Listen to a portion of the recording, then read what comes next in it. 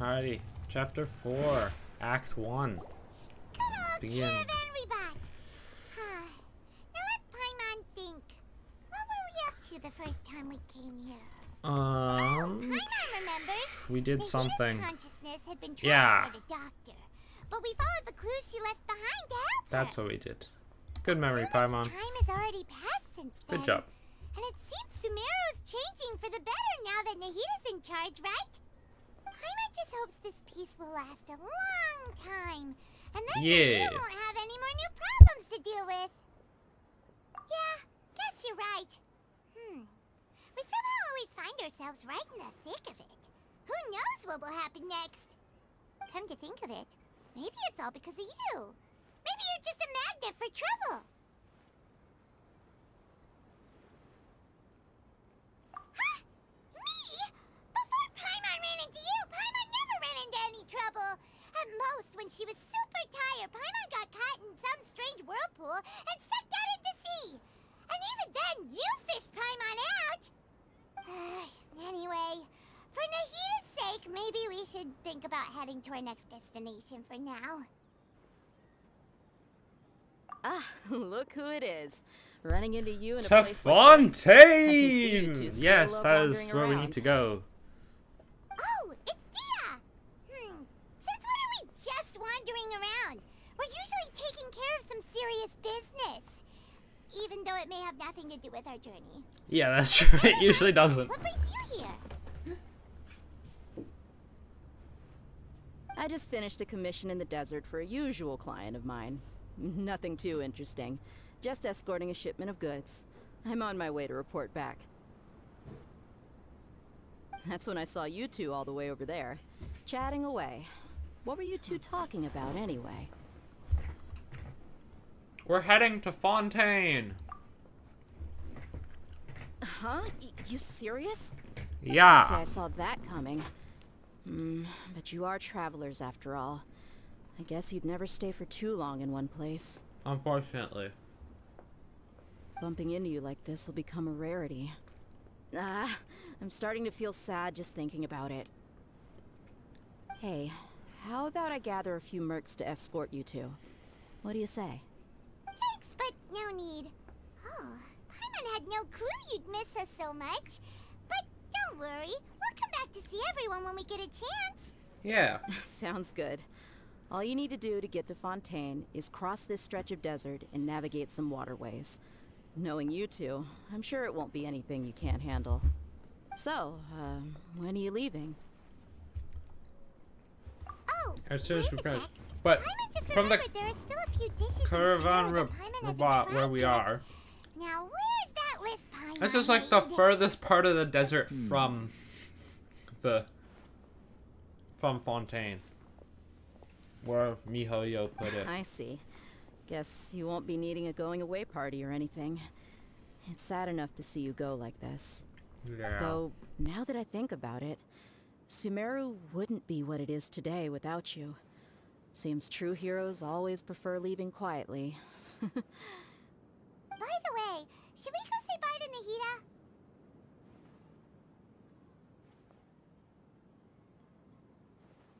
Oh, good point. Then there's no need to bother her in the real world. Then, I guess this is goodbye for now, Traveler in Paimon.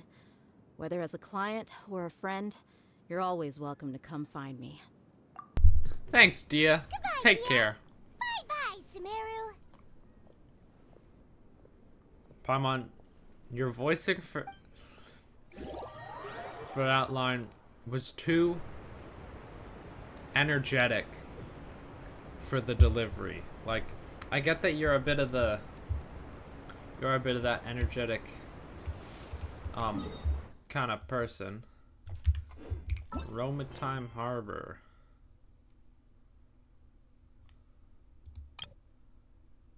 Radiant. Oh, I have to do the event. Oh. Okay. Give me a sec. Okie dokie. Got the event done that was just up here. So now we can go down to the harbor and then probably take an elevator up, I think it is. I might have climbed, but I think I took the elevator. Hopefully the first time around, I took the elevator. I think I took the elevator. Let's hope. We'll take the elevator now. Sand and water, we finally made it. Oh, this must be Fontaine's port. Wow, everything looks so advanced in Fontaine. Paimon's heard that the industry here is extremely developed, and there are all kinds of unusual machines. It's Seeing interesting. the sights as a tourist is nice, but maybe it would be better if we found something to do. Yeah, it would be. What do you think? Let's Good idea. meet the hut. The first thing on the list. First thing. Paimon. Nahida Is probably still our best source is for the information at this point. Archon of Wisdom. Of course she gave us lots of knowledge. She is the Archon of Wisdom. So, what do you think the Hydro Archon's like? Will we get along? She's very Nahida said that unique, she has a yes. Very unique She's got the little personality, puppets. whatever that means. To learn about a nation's god, start with the nation's people. There seems to be some locals talking over there. Let's go see if we can join the party.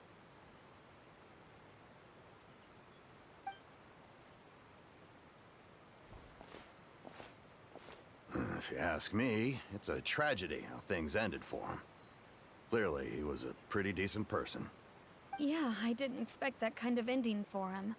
I thought he would at least fight on a little longer for his family. I was expecting a sudden plot twist, but it's a pity that it never happened. Still, his story is quite the tearjerker.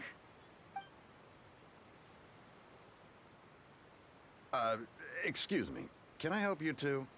I couldn't help but notice you Yo, standing what you here fools listening. up to? Hi. We're travelers new to Fontaine, and we had something we wanted to ask, but you seemed to be really busy talking about some kind of play, so we didn't want to interrupt. Play? Yeah, the friend. We're talking about something that really happened. In fact, it's a case that was just heard a few days ago. Really? Like a real trial? But the way you were The talking about courtroom it, is the way you entertainment. used just now, I'm made it on. sound like some kind of story. Well, good tales are often based on true stories, aren't they? That is And true. what you see in reality may also be someone deliberately putting on an act while harboring ulterior motives. Whether something Indeed. is true or not simply isn't that important. The main thing is whether the story being acted out on the stage is splendid enough. Oh, Yeah, isn't that like the around here. embodiment of You probably Fontaine? don't know that the Fontaine Court of Justice is called the Opera Epiclese, or more commonly known as just the Opera House. The Opera House. But, shouldn't court cases be treated a little more seriously than that? I think Not Nouvellette just treats like them the pretty business of seriously. doing things. It's just that putting someone on trial is usually a very serious thing. No worries. Other visitors to Fontaine have wondered the same thing. You could say that we just don't want to waste the moving stories behind those cases. And as for your worries about whether the cases are treated with due reverence, we have the absolutely just and honorable Chief Justice Nouvellette. Exactly, As well as the Nouvellette Chief is Mechanisme there. des Cardinals, a machine created by the Archon. Between the machine and the Chief Justice, false charges and injustice are a thing of the past now. Yeah, it is the nation of Is it justice. some kind of machine too? Oh, Paimon's curious. We should check it out if we get the chance. Sounds like a great idea. Paimon almost forgot to ask you our question. Do you know what we should do if we want to meet the Hydro Archon? Go attend a court case is what they're gonna say. Oh, that's easy. Just go to the Opera House. Exactly, I do it, I do it. Practically lives there. I You could predicted definitely it. say It's not her like I've biggest passion. seen clips of the Huh. entire story I on think TikTok what they mean already. is that they wish to speak with the It's Archon fine. personally. In that case, I'm afraid it's going to be a tad more difficult. You'll have to make an appointment well in An advance. and appointment? It'll depend on whether or not I she has ain't any doing time all slots that. available. Is the Hydro Archon super busy taking care of official stuff? Wait, didn't you say that she's always at the Opera House? Yeah, she's attending No, all the no. courts. Lady Farina seldom takes an interest with the nation's affairs. The reason it's difficult to make an appointment is simply because she's incredibly popular. Yeah. That's right. After all, she is the Archon. Though she may tend to get a little dramatic from time to time, people can't get enough of her. Huh. First time Paimon's ever heard of an Archon being described that way before. Wait, Furina makes. I just thought Furina makes Hyper Bloom. Oh, that's cool. Sorry, Archon Hyper Bloom. Yeah, Because like Raiden's really good in Hyper Bloom, and Hido's amazing in Hyper Bloom. She's like the only Hang on. Dendro you want This is in still Hyper Bloom, Fontaine's 'cause she's Archon just you're talking that about. goated. You should And show then some more hopefully respect. Furina has good. Yes, you're right. Good DPS? I guess I should at least try to be a little more respectful in front of visitors. Otherwise, I might get arrested and find myself face to face with Monsieur Nouvelette. Nouvelette Come on. is how they say it. Sure, there's a lot of laws here, but nobody's going to be arrested for saying something disrespectful about the Hydro Archon. Yeah, they like I think we get it. him. Thank you! At least we now know that we can find the Hydro Archon at the Opera House. I guess we head to the Opera House. Who knows how long making an appointment will take? No, I don't want to have a look around the city. Guess This we just could have a takes look around the city in the meantime. extra time. What are you looking over there for? Oh, I'm just watching the water. Oh, is there a girl? Huh. Oh, it's Maybe something's Lynette. the What is matter. she doing here? She isn't going to jump into the water, is she? Paimon, Uh, people can Maybe we swim. better go check on her. It's canon that people can know how to swim. It's not like One Piece, where if you eat a devil fruit, you can't swim.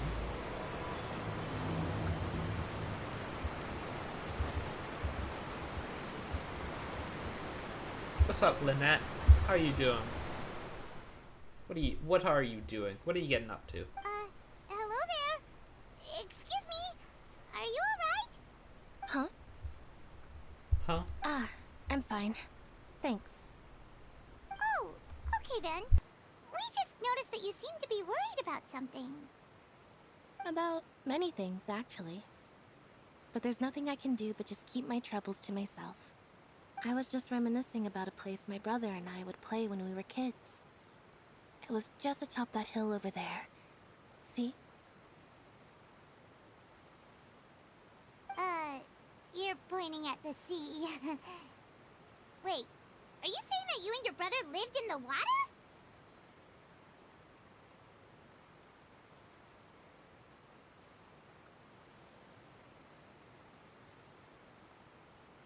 No people call the waters around Fontaine a sea. It's actually just Mermaids. an inland lake I love that's filled mermaids. with fresh water. And no, I can still see that hill clearly in my Quite memories. interesting. Now it's been completely submerged. He would skip and jump, tossing sand in the wind. The sun shone brightly, and the air was filled with the scent of the sea. My cat is But just now, the water is all over gradually me right now. swallowing our memories. It won't swallowing. be long before it swallows us. Is this another Nahida case? Please don't be Paimon another doesn't really Nahida get case. what you mean. Or Akasha. Ah, I don't believe we've had the pleasure of meeting. What's up, Are you Linny? How's Lynette's it new going? friends? Oh, and you are? Linny. Haha. Thanks for looking after my sister. She often comes here to reminisce about our childhood, that's all. There's no need for any concern. Ah, allow me to introduce myself. I'm Linny, and this is my sister Lynette. If I had to guess, I'd say you must be travelers from abroad. Nice to meet you. Paimon is Paimon, and this is the traveler. Paimon is We just arrived in Paimon. Fontaine. We were just Paimon, talking can you with your stop sister. talking in third person? I hate it. Even though we didn't really get what she was saying. I see. It's unusual for Lynette to be so willing to talk with anyone. Huh. In fact, she seldom speaks at all. That's I'm why usually she acts the like only a one she ever robot. talks to. Because she doesn't want to talk. Then you two are She's not just very like us. social. Paimon's always the one talking for some reason. They couldn't pay the actors enough to do any voice lines. So that's how you think it is? I also think my brother can be too talkative at times. Seems you were right, Paimon. We are quite similar. So, what did Lynette mean just now when she said that the water is engulfing your memories? And that it won't be long before it engulfs you too? Yeah, what are we talking about there? Oh, What are we talking about? That. It's from a prophecy that's been circulating in Fontaine for okay. some time now. Got it. Well, I suppose prophecy isn't exactly the right word, because that implies a certain amount of uncertainty. There's no doubt about what's happening in Fontaine now. What's happening? Where to begin? Cutscene? Maybe? Please? Please? Let's put that question on hold for a Nope, moment. just We screw still it. haven't No, formally we're not gonna greeted talk about each it. other yet, have we? Did all the introductions earlier not count? Hello, traveler. Hello, Linny.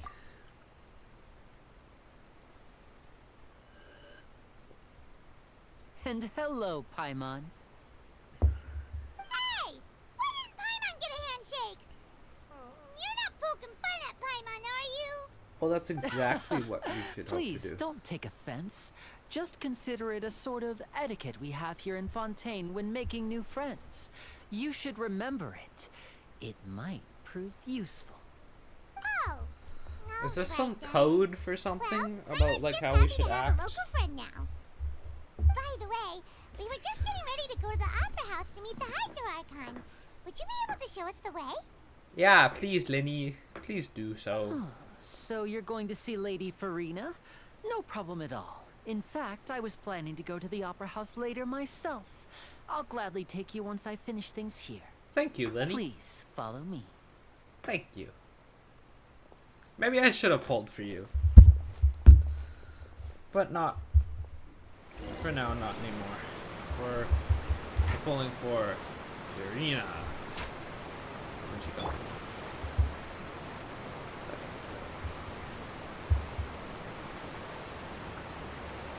Go on.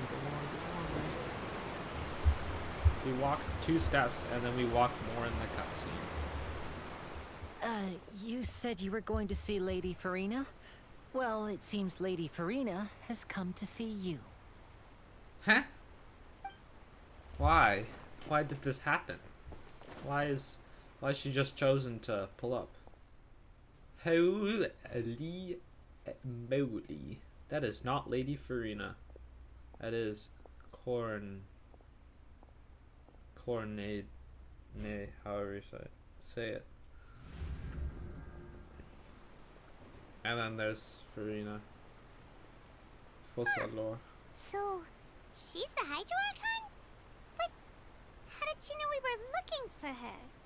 My dear people, rich and poor, those with cup in hand and those with nothing at all, raise your glasses in celebration. If you don't have one, then just raise your hand in lieu. She didn't raise her hand. You also didn't raise your hand. You're just clapping. That's not raising your hand. Unfamiliar travelers have arrived in our nation. Come, let us make a toast in honor of this traveler and her companion who have journeyed here from distant lands.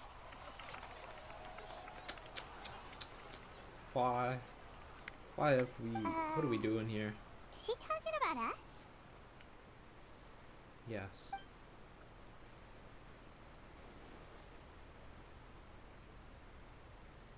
I've long Linny heard of the was turmoil teaching us and chaos code. you've left in your wake as you visited other nations. But I welcome you nevertheless. No, I have come to receive you personally. Fear is for insignificant cowards. I am a god, and I will never entertain the notion of such meaningless wariness. You can be rest assured. I see clearly your sincerity. Of So it's like course, a different seeking kind an audience of... with me is the most sensible thing So, to do. It will allow you to Venti truly just behold my power doesn't and show witness my authority. Zhongli's Intelligent people respected. always gather under the Raiden correct was banner. feared. I, Nahida's Fosalor, forgotten. hereby welcome you to the nation of Hydro and Fosalor acknowledge the value and significance of your trip. is Now, top adored. you may rejoice in this. Yeah. Paimon still can't believe it. Feels like we've only been here for a few minutes. Probably because we have. But the I got my Hydroarchon's timer entrance going. was, It's only been 15. how should Paimon describe it? A little over the top? Well, she's like a celebrity. Miss Hydro Archon? How did you know we were coming? I see. As Outlanders, you inevitably lack even some of the most basic understanding.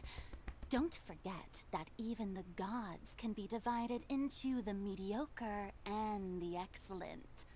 I suppose it's only natural for you to be awestruck by my abilities. You had best stop and consider. Do you really have the noble qualities and etiquette necessary to communicate with a god? We've done it with Well, it 4 takes others, a so finger for me to I know think we're everything doing pretty about good you. on track. Whoa.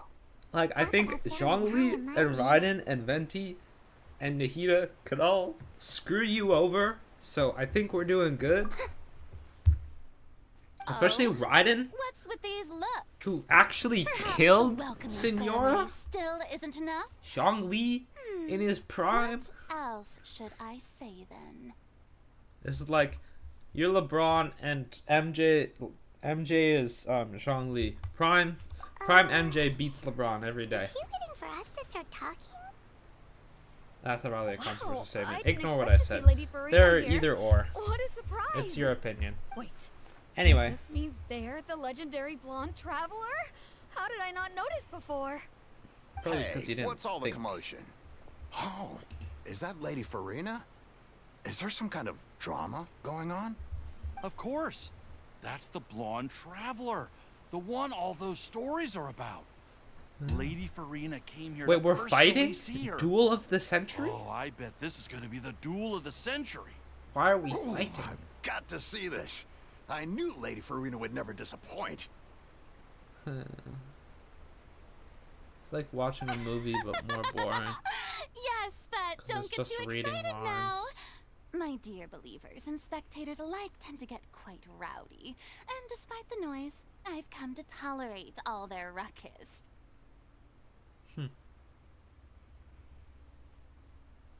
You may consider That this cow my look reward to fits. all of you. I have determined that there will be an epic duel between myself and this traveler from another land, just as you were hoping to see. Is it a courtroom duel? Now she wants to fight? Aren't we getting a little ahead of ourselves? Fighting gods, I've got a resume. Let's go. That's a great line.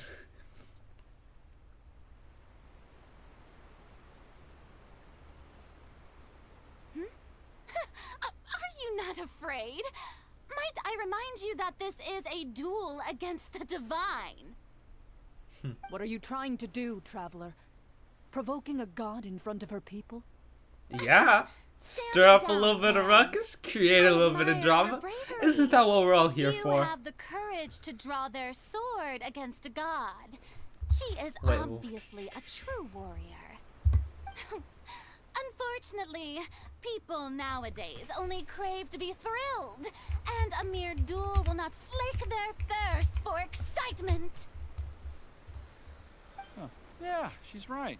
Just a duel wouldn't be all that interesting. Just a... On Aranias, criminals are always requesting duels to defend their honor. They're getting a bit old, to tell the truth. You see.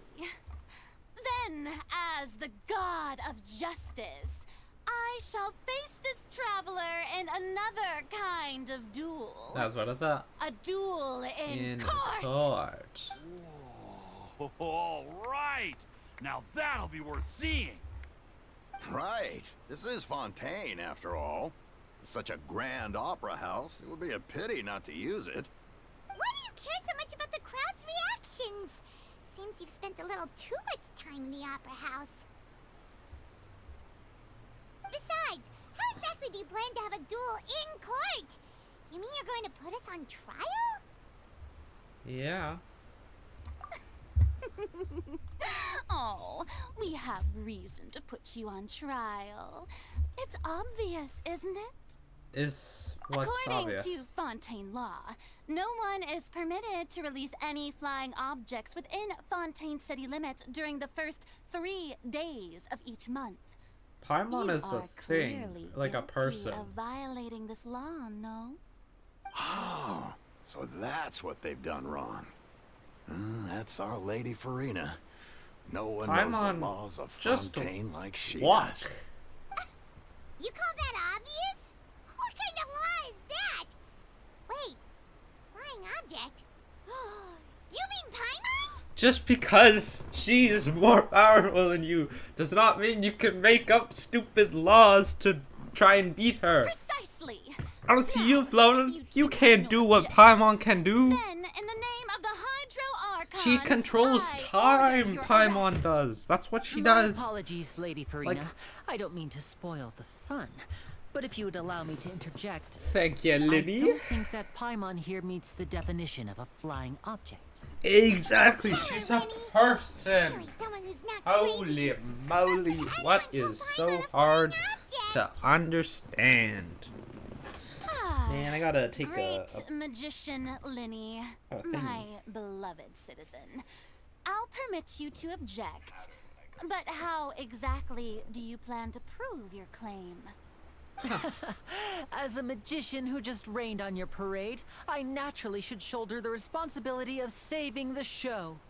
So, with such an audience gathered here, allow me to perform a trick for everyone.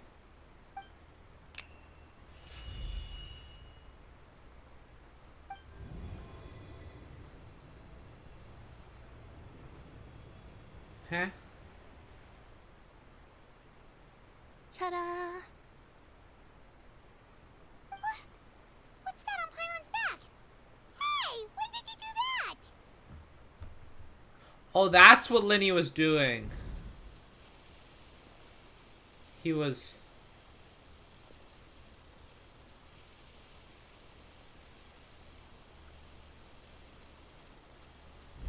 Oh, okay, that's smart. As you can all clearly see, Paimon should be classified as, well, something like a balloon. This rope has been in the Traveler's hand all along. It was just that no one could see it before. Oh, that's smart. You call that magic? You've got to be joking. Ma'am, like I you thought could it do was pretty anything good. close. Nice one. Huh. I'm not sure what to think. It seems Lady Farina's charges no longer hold water. They never did in the first place.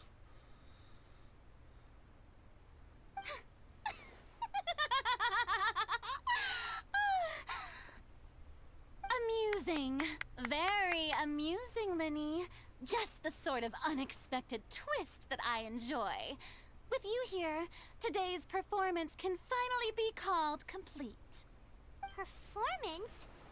You see all this as a performance? Of course. In which What else case, do you see consider it as? the matter of your trial resolved. The god of justice will not bring charges against an innocent person. But when there are valid grounds, I will not only judge travelers from abroad, but even the gods of other lands. You got I nothing, look forward Fopsalor. to seeing your upcoming performance at the Opera House, Mr. Linny and Miss Lynette. That's enough for now. Toodaloo. I like this shit, toodaloo.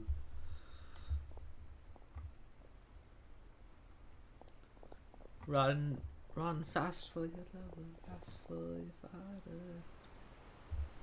They just ran around the corner and then... Oh, they're walking towards the staircase.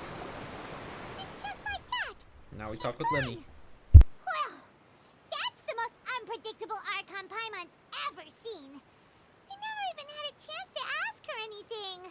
But that's a problem for future Paimon. That whole scene just now was really...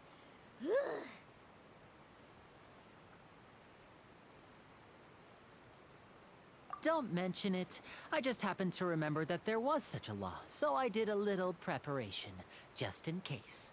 I didn't think it would actually come in handy. So, now do you see what kind of god Lady Farina is?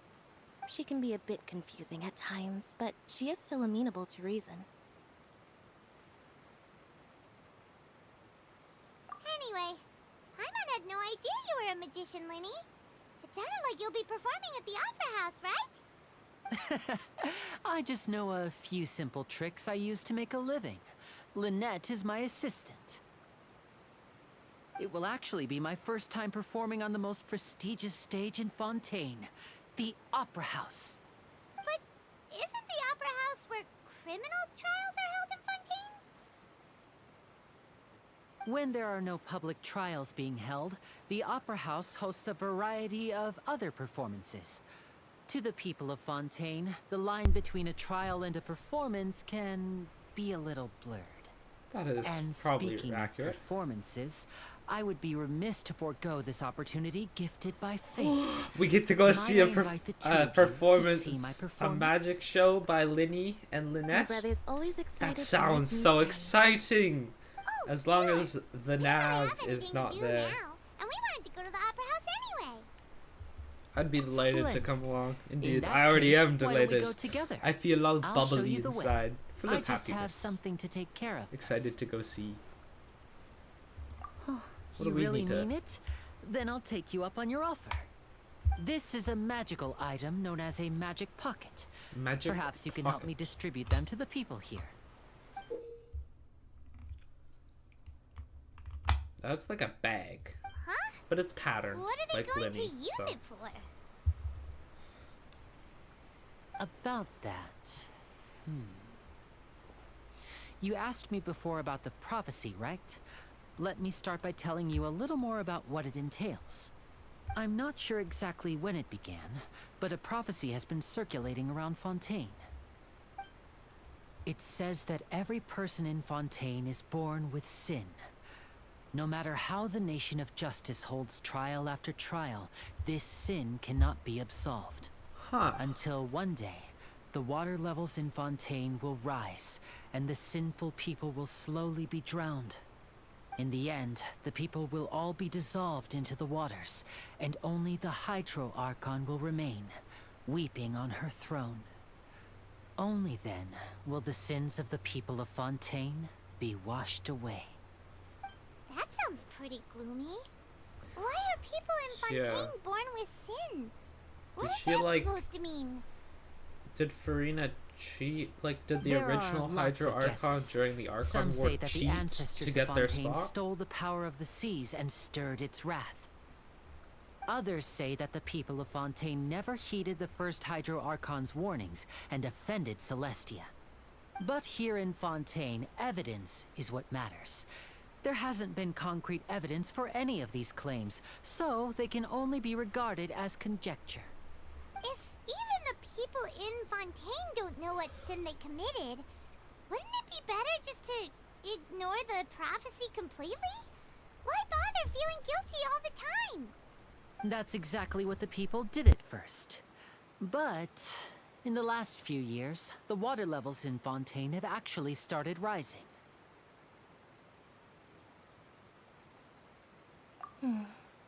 Many places have already been completely submerged, and now lie beneath the sea. Many people carry on with their lives as before and shrug it off as a natural phenomenon. But my family and I think that the people of Fontaine shouldn't ignore the possibility, which would end up sentencing them to death. We hope that at least the people who reside near the waterfront can move away before it's too late. So, we've started distributing magic pockets to them. As a magical item, these magic pockets have astonishing capacity. I'm sure they will come in handy when people are moving their belongings. Oh, Paimon gets it! It's like preparing for a rainy day! But this is more than a bit of rain. Perhaps only absolute power could ever contend with such a catastrophe. But who knows? We're just tiny specks in the grand scheme of things. Now, if you'd like to help, then please give these magic pockets to anyone nearby. Be sure to convince them to take it, regardless of what they say.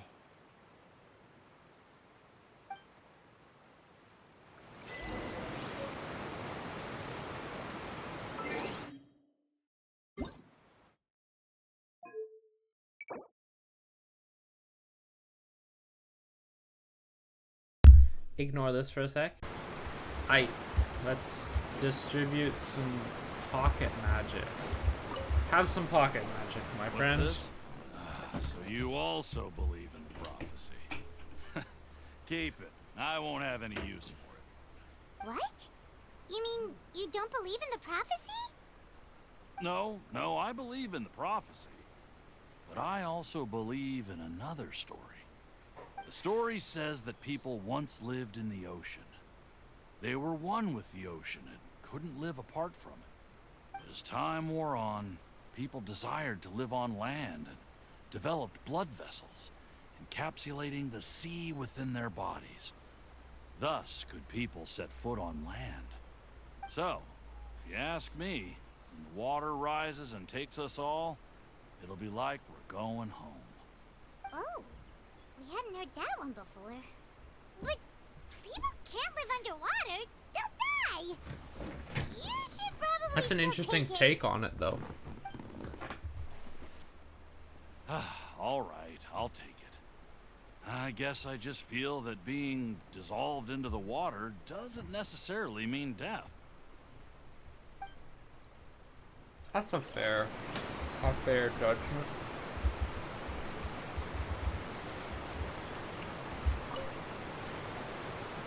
So you're the blonde traveler that everyone's been talking about. My apologies for not recognizing you earlier. Oh, a magic pocket? Seems you really thought of everything. I guess it's better to prepare for the worst and hope for the best. Thanks. Please, also thank the magician on my behalf when you get the chance. Sounds good. Thank you, Etienne. Etienne.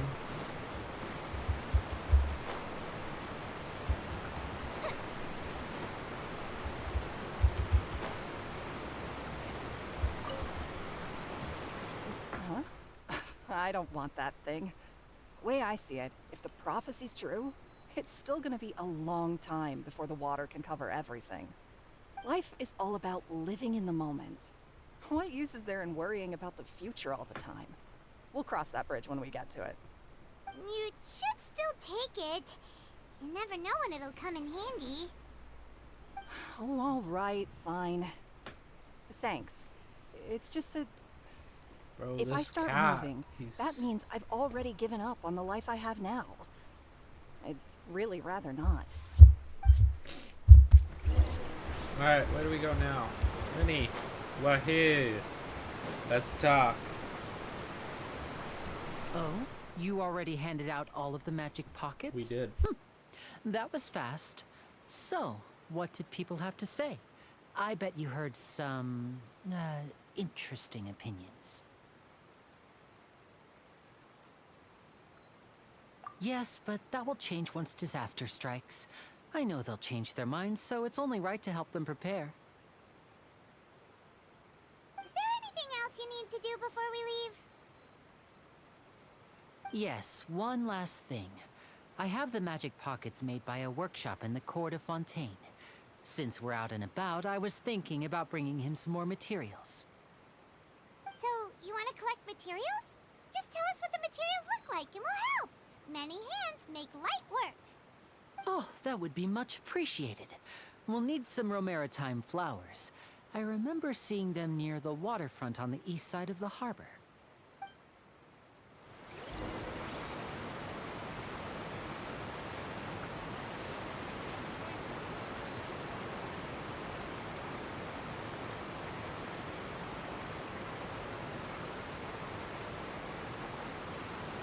Have you ever kept goldfish as pets? Where are we going? Collect materials to make magic pockets. Do we gotta go outside? No, we probably have to go outside, which means...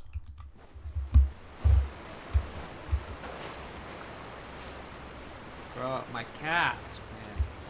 I get it. I love you too, but does not mean that I need you snuggling up in my face. Use Hydro to collect Romaritime flowers. Let's go.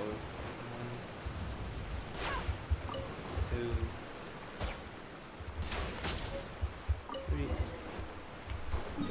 talk to Lenny. Let's go.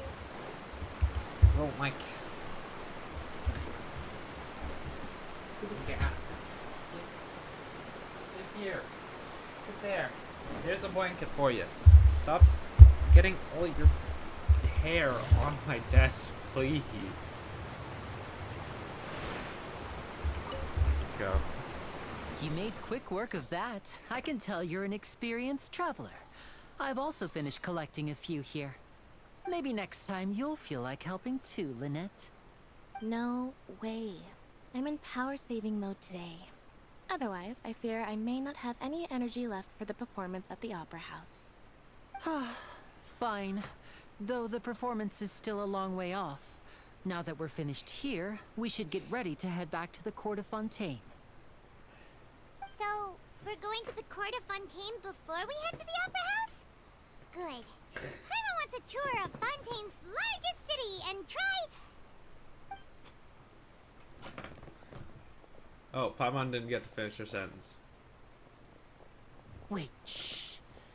Have you noticed that person over there? The young girl. Just now, yeah. What's wrong with her? Paimon didn't notice anything. She's obviously a thief. Magicians and thieves practice similar methods. We divert attention, and a distracted audience is one that won't discover what you're really doing. Okay. Watch her movements carefully. Let's see. Her hand is there. She does a quick peripheral check. Yeah. Oh, he's right! Shh, keep your voice down. We need to think of a way to catch her, but it seems she's very alert. Perhaps we should split up. You two can ride the lift over there and wait up top. I bet that'll be her escape route if she tries to run. Understood. All right, let's go.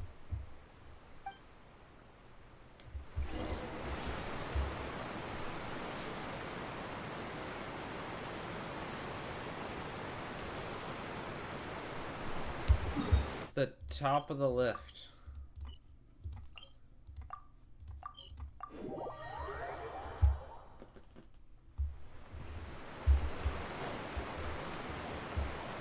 This is the spot where Lenny wanted us to wait. Yeah, it is. Oh, there's the girl. Oh, look!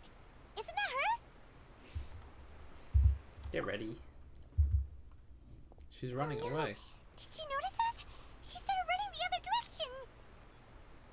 What should we do? Should we chase her? Our job is to You're block right. the path, yeah. She might also be trying to lure us away.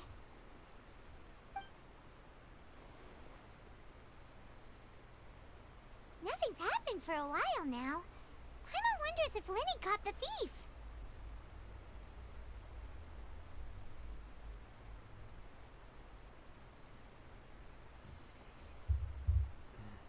Yeah, let's go.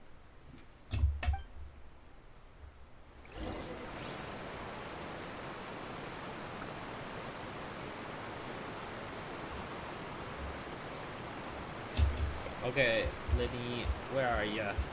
Where are you, Take you it easy. bozo? Lower. Oh. Are you sure that's all she took? You should check to make sure you're not missing anything else. No, that was all. Oh, I can't thank you enough. I didn't notice a thing earlier. Anyway, I should be going now. Thanks again. Oh, were you returning what the thief had stolen? Yeah. That's right. Pity I wasn't able to catch her. She distracted me by dropping the thing she stole on the ground. By the time I looked back, she was already gone. I saw the general direction she went, but Lenny twisted his ankle, and I needed to make sure he was okay. Oh, did you get hurt, Lenny? I'll be all right. It's just a twisted ankle, that's all. In fact, it's feeling better already. If you want to play at being a hero, at least try not to get hurt doing it. Imagine what would happen if you managed to derail our performance as a result. You're right, you're right. Sorry, Lynette. I have to admit that the thief was even more skilled than I had anticipated. But at least we were able to get the stolen items back, so it wasn't a complete failure. What a slippery little thief. Guess things turned out all right in the end, though. Lily's initiative paid off. All right, let's put this little detour behind us. We should go to the Court of Fontaine now.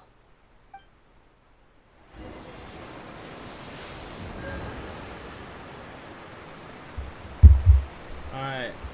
To the Aquabus, to the Court of Fontaine. Once I'm on the Aquabus, can I like skip? Or will they already teleport me via the Aquabus? Because I've ridden the Aquabus already to get to Fontaine. I've been through Fontaine already. Don't worry. So, we ride this thing to go into the city? What an ingenious way to get around! People in Fontaine really know how to use water. Well, their whole This is an society Aquabus. is It allows people to travel built between several key locations around Fontaine. upon it. It's pretty convenient, but the ride can become a little dull after a while. The scenery is Yeah. always the same. That's why it's better to travel with friends. So you mean it's still boring even when I'm riding with you? No, that's not what I meant. It's just that, well, you don't really talk that much. Besides, it doesn't really feel like a real trip when it's just the two of us. It's the same as being at home. Whatever. Guess Alright. that's what it's like to be an older brother. It's about time for us to leave. Let's get on board.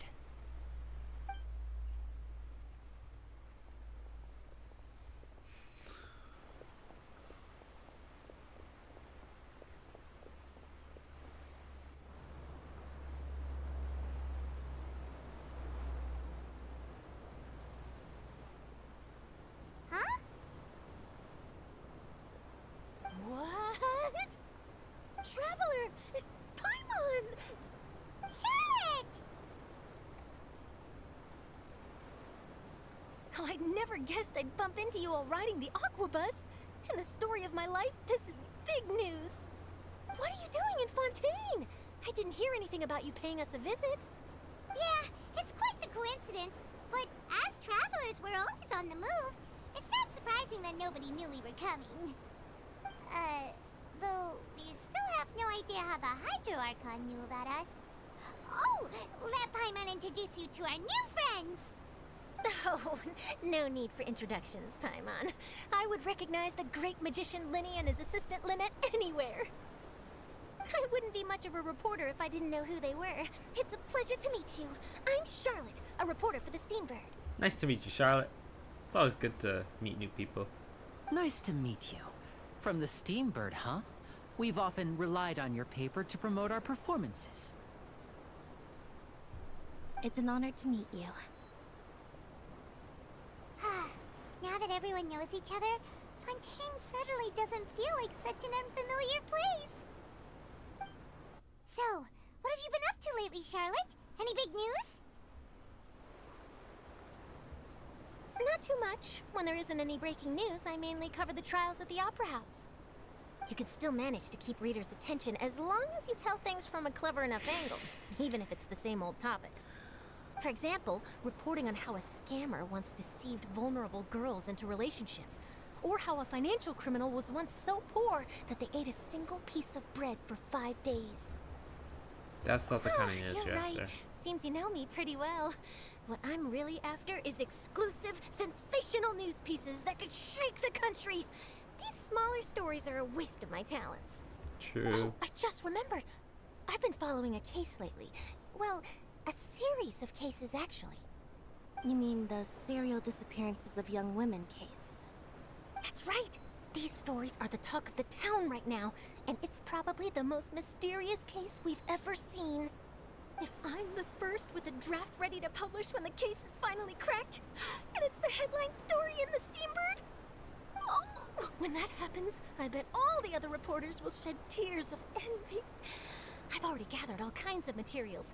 I just can't wait for the truth to be revealed. So, what is the serial disappearances of young women case? You mean the culprit hasn't been found? That's right. The first missing girl case happened almost 20 years ago. And ever since, after a period of time, another girl disappears. What the cases have in common is that the girls are all of a similar age, and that they've all vanished without a trace. But the scariest part is that to this day, none of the girls have ever been found. Many suspects have been arrested over the years in connection with this case, but shortly after each arrest, another disappearance would always happen. Yes, it's possible. But either way, I believe that every case has some precise truth behind it, waiting to be exposed. Yes, I agree. And at the very least, the family of those missing girls deserves some sort of explanation. I just imagined for a second what I would do if Lynette were to suddenly disappear. I'd pay any price to get her back, and then find a way to track down the culprit. Please don't imagine that, Lenny.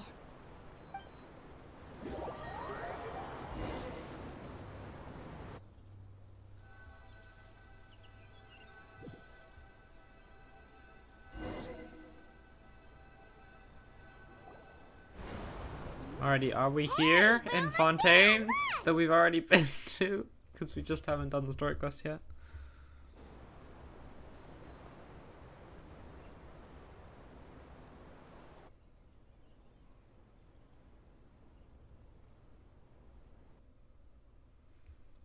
Why is it so silent? There needs to be some kind of music, man. Something.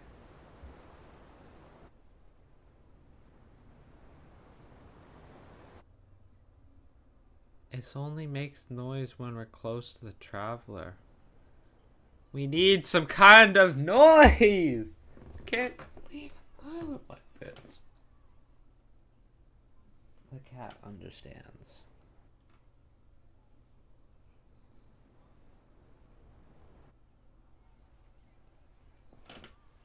Well, I really enjoyed chatting with you. Life should be full of pleasant little surprises like this. Yeah, us as well. The ride went by too quickly. Oh, I have an interview to get to. I should get going before I'm late. Okay, Paimon hopes we can chat again soon, Charlotte. See ya! Bye now. Oh, be sure to stop by and see me at the Steambird when you have time. What a tough job. Always running around and interviewing everyone. Well, where should we go now? If you don't mind, how about we stop by my home first? Besides, I still have all the materials we collected. Sure, we wouldn't mind at all. This city is so huge, Paimon wouldn't know where to start anyway.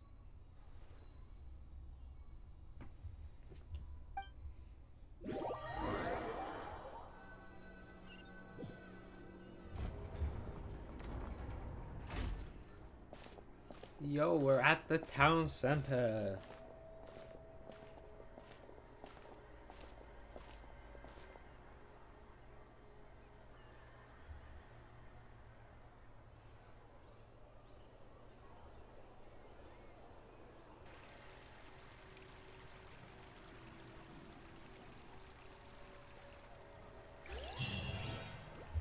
Okay, so we completed one quest. Let's quickly, before we start the next one,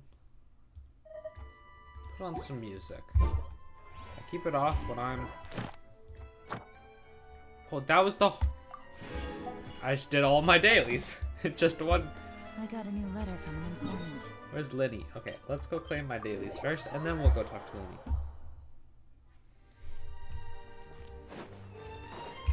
What's up, Catherine? Thank you for Thank you.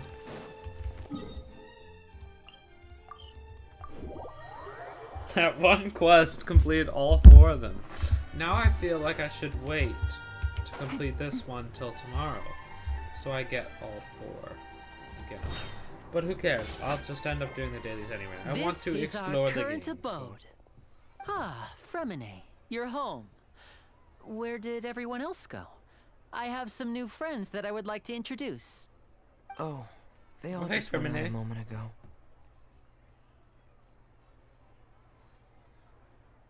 I see. Everyone is getting busier now that Father will be returning soon. I suppose that can't be helped.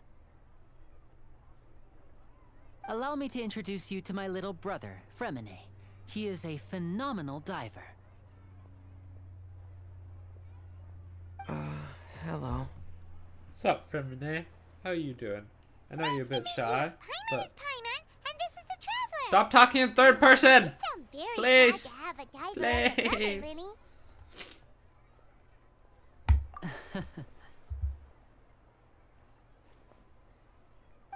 Linny, could you come here for a moment?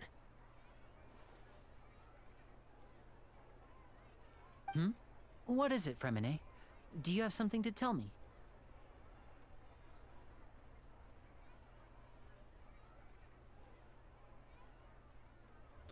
It's alright. Go ahead.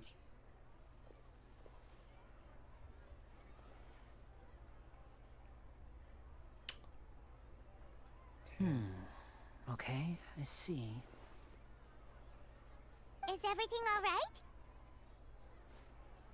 Oh, it's nothing. We were just discussing a little housework. Sorry for the interruption. Oh, before I forget, the Traveler and I collected more materials to make magic pockets. Were you able to get any, Fremine? Yes, I went diving and gathered lots of materials. I was about to give them to you. That's our Fremine, always quick with the underwater work.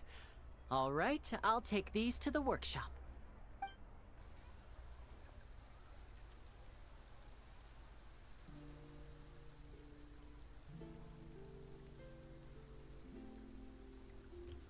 To the workshop we go.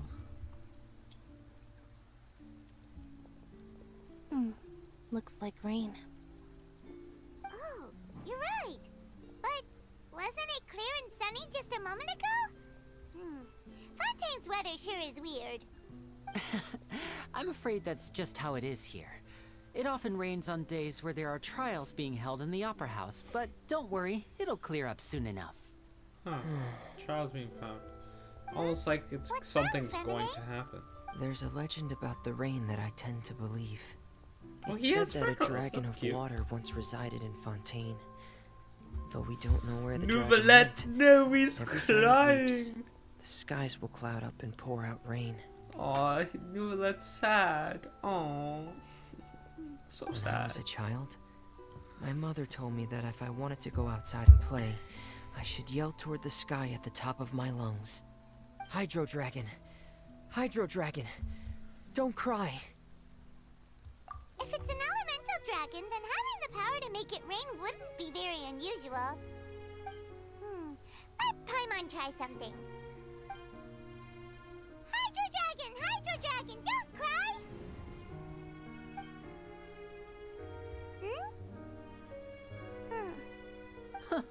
Doesn't seem to be of any use. It is just a legend after all. You know, you might be a more popular magician if you understood the concept of romanticism. Or could at least play along. Sorry, it might be because we've never met the Hydro Dragon. Perhaps it can't be comforted by the words of strangers.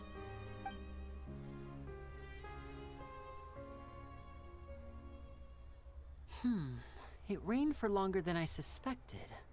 Oh, it's already getting late. Was there something you needed to do, Linny? Yeah, some preparations for the show at the Opera House. I need to find a way to catch the last aqua bus of the day. On the day of the performance, just ride the aqua bus to the island of Araneus. I'll have Lynette meet you at the fountain in front of the Opera House. Where's my mouse gone? But yes, thank you, Lenny. Okay, there you go. Sounds good. Oh, You go ahead. Are you leaving now? What is it, Fremine? I'm in a hurry. Oh, I get it. You feel nervous delivering the materials for the magic pockets, is that it? Are we gonna have to help Perhaps we out could that? trouble the Traveler to help us take these materials to the Beaumont workshop and deliver them to the owner there? I'm afraid that Fremine can be quite introverted. And the boss there tends to be pretty talkative. Fremine has always been a little afraid of her. No trouble at all. Don't worry, we're on the case. Sorry for the inconvenience. I'm quite useless when it comes to such tasks. I'll think of a way to make it up to you. Oh, no need, no need. This will be a walk in the park for us.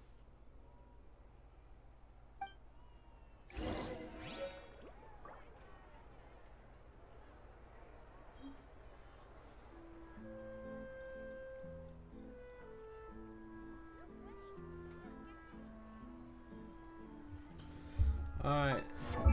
To Beaumont Workshop.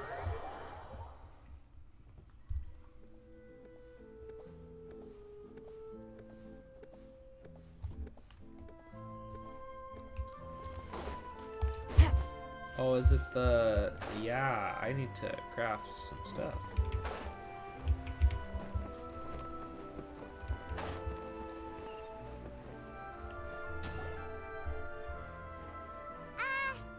Hello? Is there anyone here? Oh, hello there. New customers? Looking to buy, or do you need something made? Or perhaps you're just looking for a chat with me. Oh no, we're just here to deliver some materials. Here they are. They're for making... what were they called again? Ah, these must be for magic pockets. I could tell right away. I've already made several orders worth now.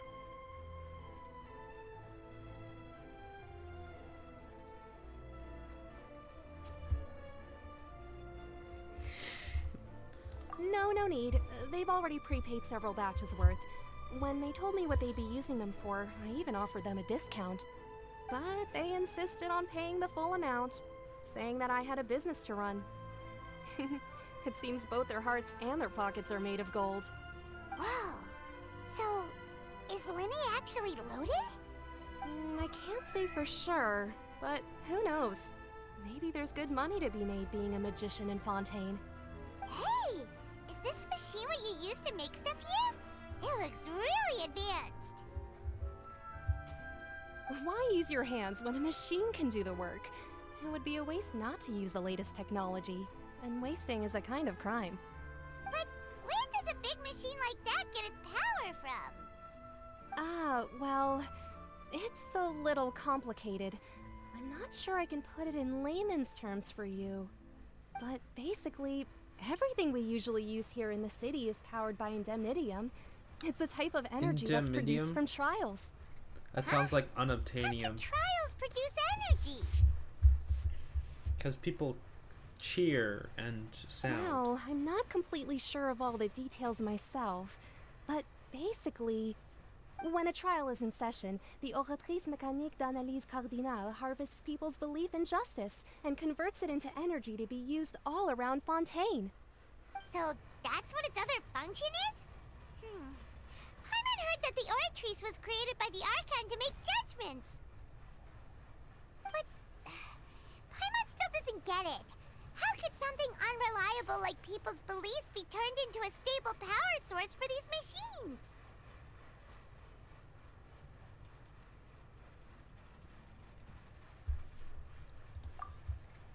Oh, yeah! So that means the Hydro Archon relies on the machine to take the energy created by belief and turn it into power for all of Fontaine, right? Even though I've never heard anyone really put it that way before, it sounds like it makes sense. Besides indemnitium, we have another type of energy called pneumosia. It isn't produced by the power of the Archon, but it is unstable by nature. Even now, it still cannot be widely used by civilians. I thought I'd find you hard at work, but here you are chatting the day away. Since you're already talking, I'm sure you wouldn't mind a few words with me. You again? Didn't I already promise you that I'd have the more I owe to Confrérie of Cabriere by next month? Why are you hounding me now? Yeah, but how do we know that you won't go running off by the end of this month? I want 50% today. Wait, no? Yo, why are you hacking? Why are you hacking at her price? Why you want her money? Seems business isn't so great for the workshop. We've already finished our job and delivered the materials. Maybe now's a good time to leave?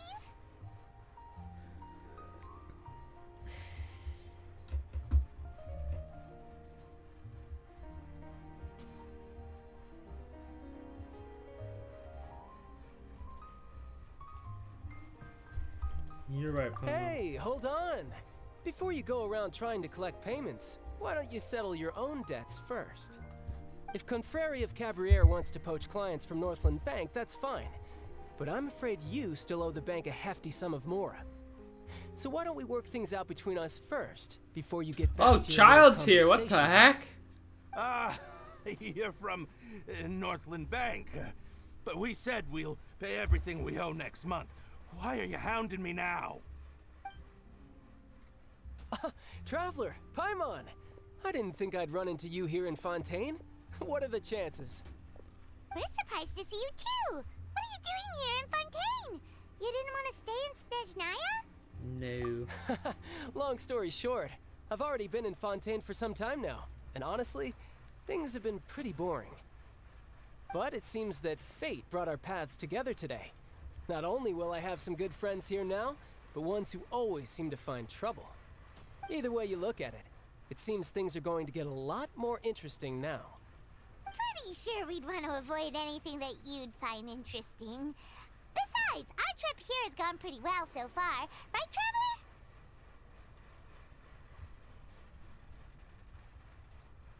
Yeah, it's pretty. Hey, you, Northland Bank boy. Aren't you forgetting something? Don't interrupt. It's not often I run into the Traveler like this. Why don't you wait for me over there for a while? You kidding?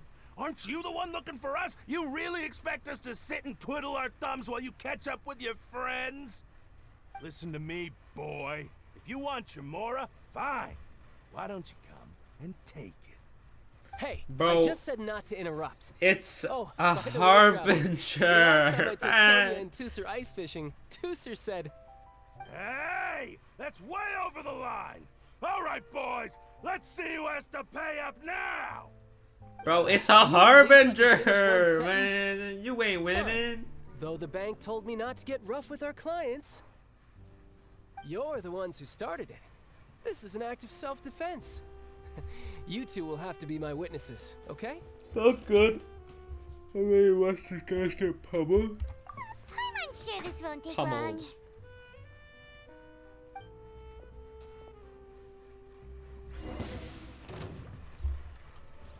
Oh, we get to play as Child. Brace yourself. This is gonna hurt.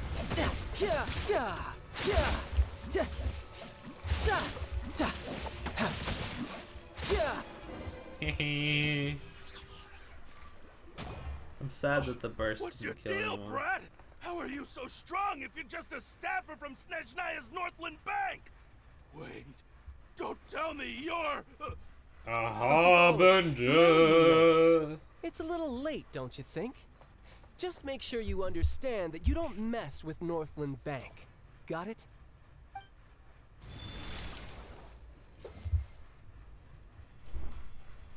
Huh? Now's my chance!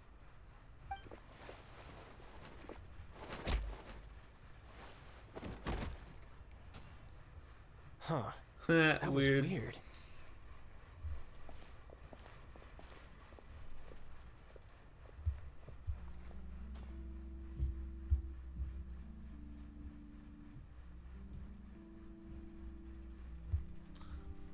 What just happened? I'm not sure.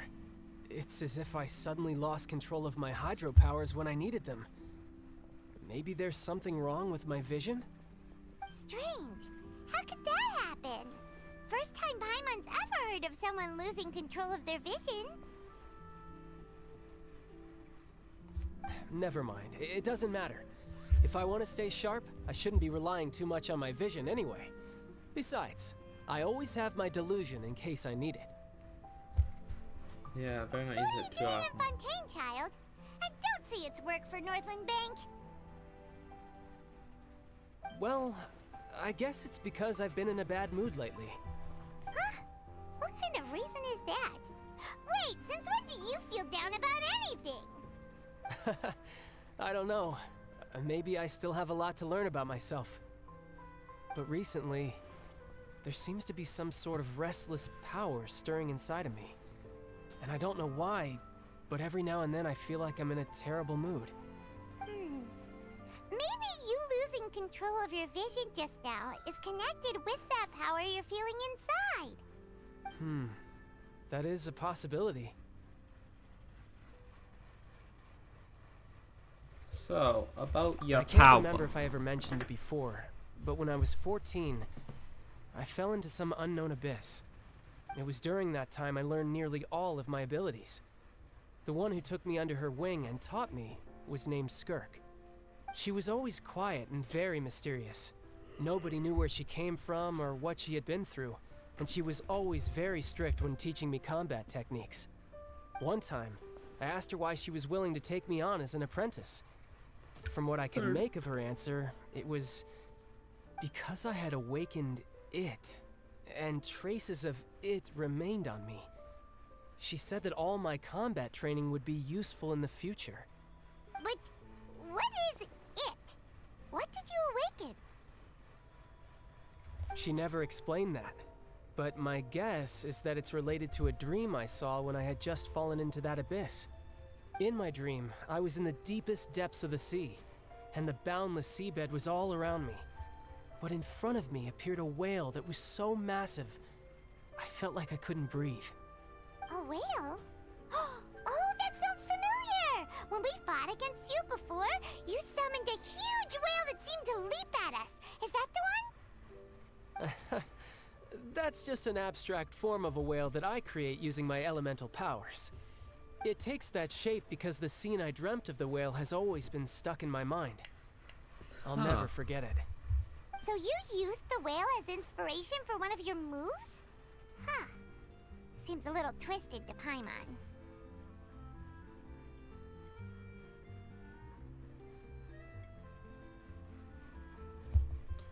So why don't you just go ask your master?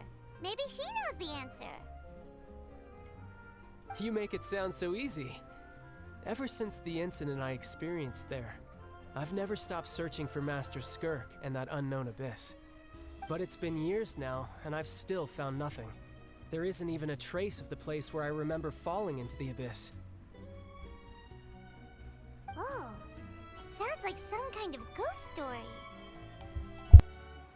Yeah, I'm out of leads at this point, but there's nothing more I can do.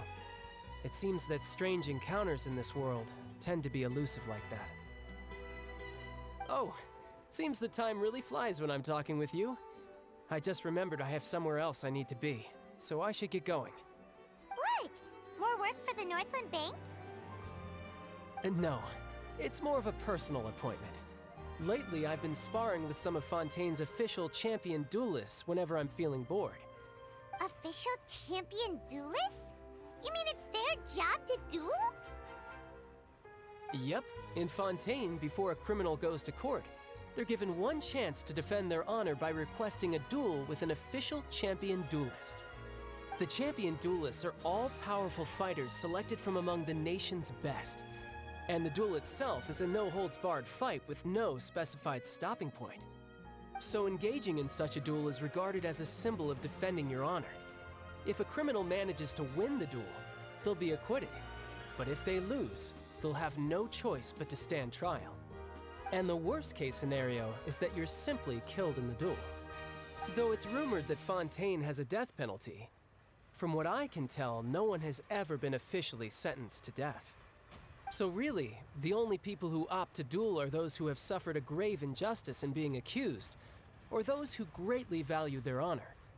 Otherwise, why gamble with your life? So, do many people actually get out of their trials by winning the duel? Apparently, it's exceedingly rare for anyone to actually win. Fontaine probably enacted this system as a way to show that the nation respects the honor of its citizens. Besides, none of the champion duelists are to be trifled with, which is exactly why I was itching to face them as soon as I got to Fontaine. Apparently the one I'm meeting today, Clorend, is the strongest of the champion duelists. I had been asking her for some time before she finally agreed to face me today. Well, that's child for ya. Paimon feels like we heard that name somewhere before. Florand. Huh.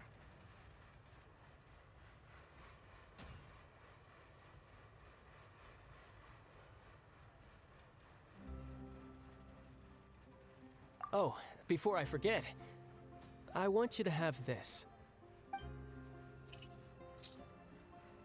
Huh? Your vision? You're seriously just giving it away? I'm just worried that it could become uncontrollable again. I'd be pretty upset if it got in the way of my duel, so I think I'll be better off without it for now. Besides, I just need you to hold on to it for a short while.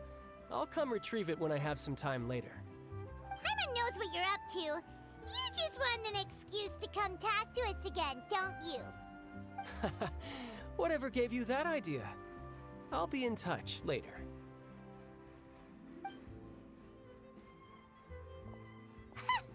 That sneaky guy. He said he's been feeling down lately, but he seemed the same as ever to Paimon. Well, since we don't have much to do for now, we might as well walk around and see the city before Lenny's performance.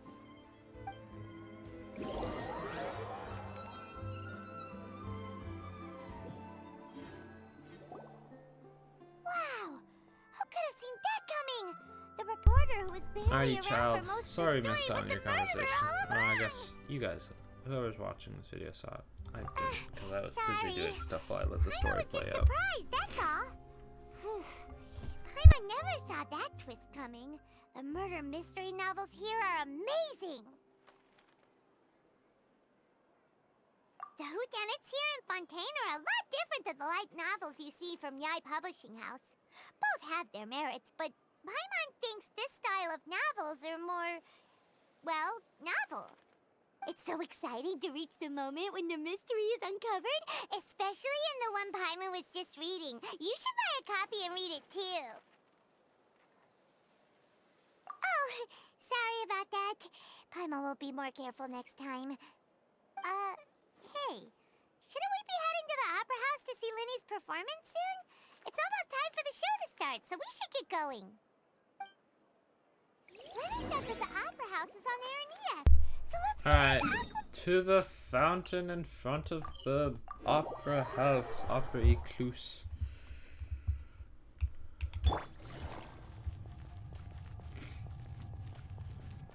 Take it easy.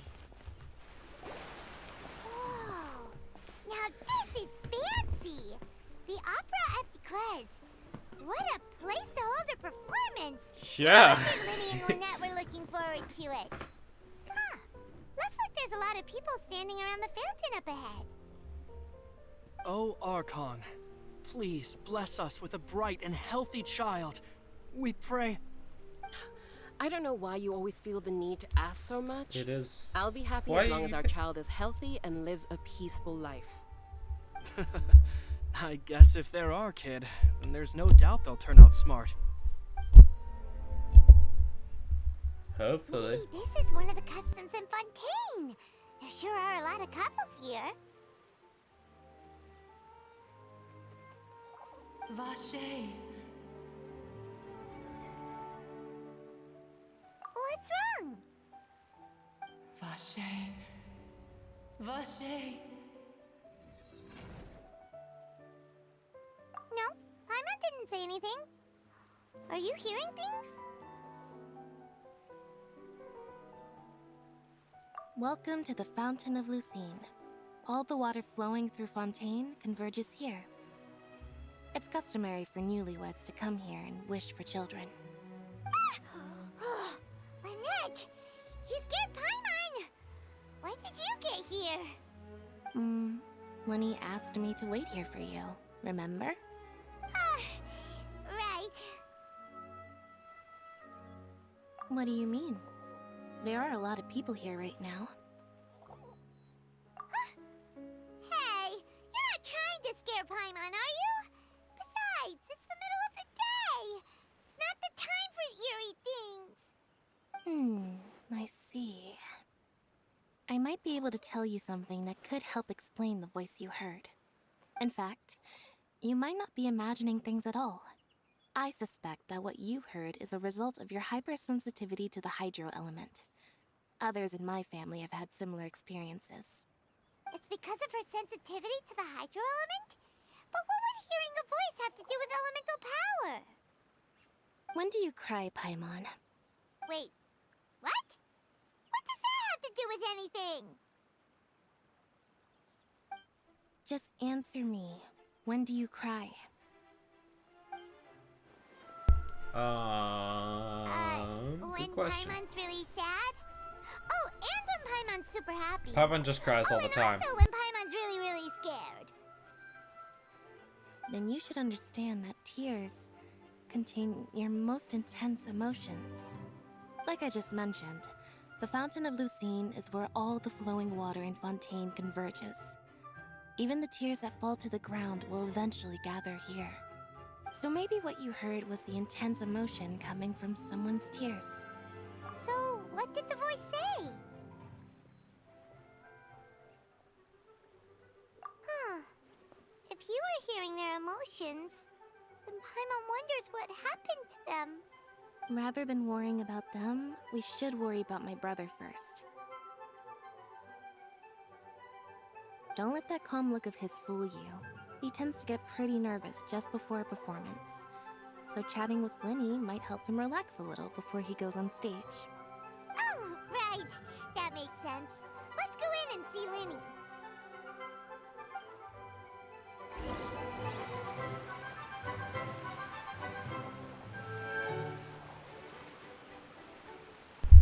Alright, into the opera house we go.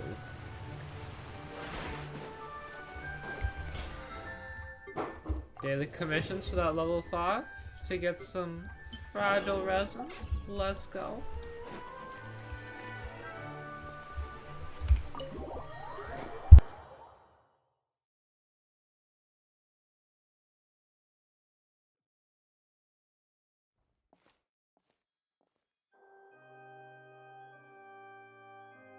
Ah, Traveler and Paimon.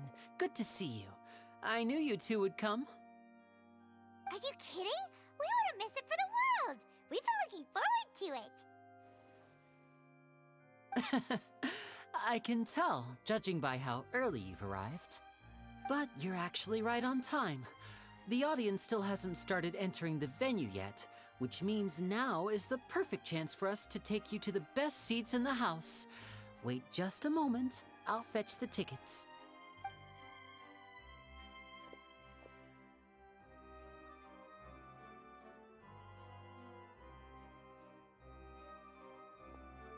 The Opera House has assigned seating, so you always have to make reservations. I've already reserved your seats, and here are your tickets. Ooh, front row seats! Thanks, Lenny! Don't mention it. There's no need to keep thanking me. Hey, Lenny! Could you come over here and take a look at this? Oh, I'll be right there. Seems there's an issue with the stage props over there. That's Cal, my assistant, calling me. I'll go lend him a hand. Yeah, we'll just go to our seats. You go ahead, Lenny.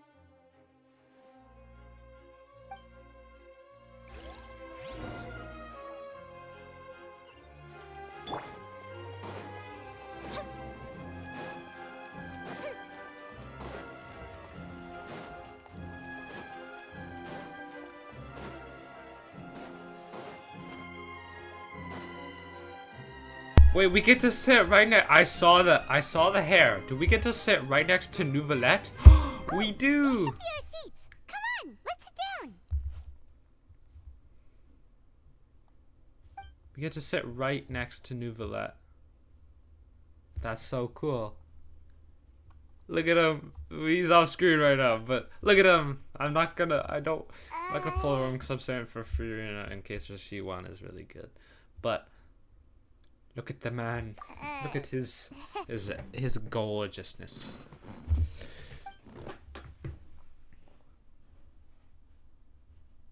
Hey, Traveler. Maybe we should strike up a conversation with the since we're sitting together and the rest of the place is practically empty still, it's kinda awkward if we don't say anything. Well, that's your job, Paimon, since you're always talking for us, so... Of course You're always talking for us anyway, so... Excuse me, I did not realize you felt awkward. I am terribly sorry. I would be perfectly happy to chat with you if that is what you would like.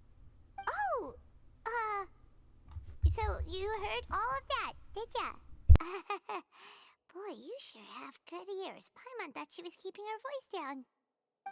Wait, that's not it. Paimon's sorry.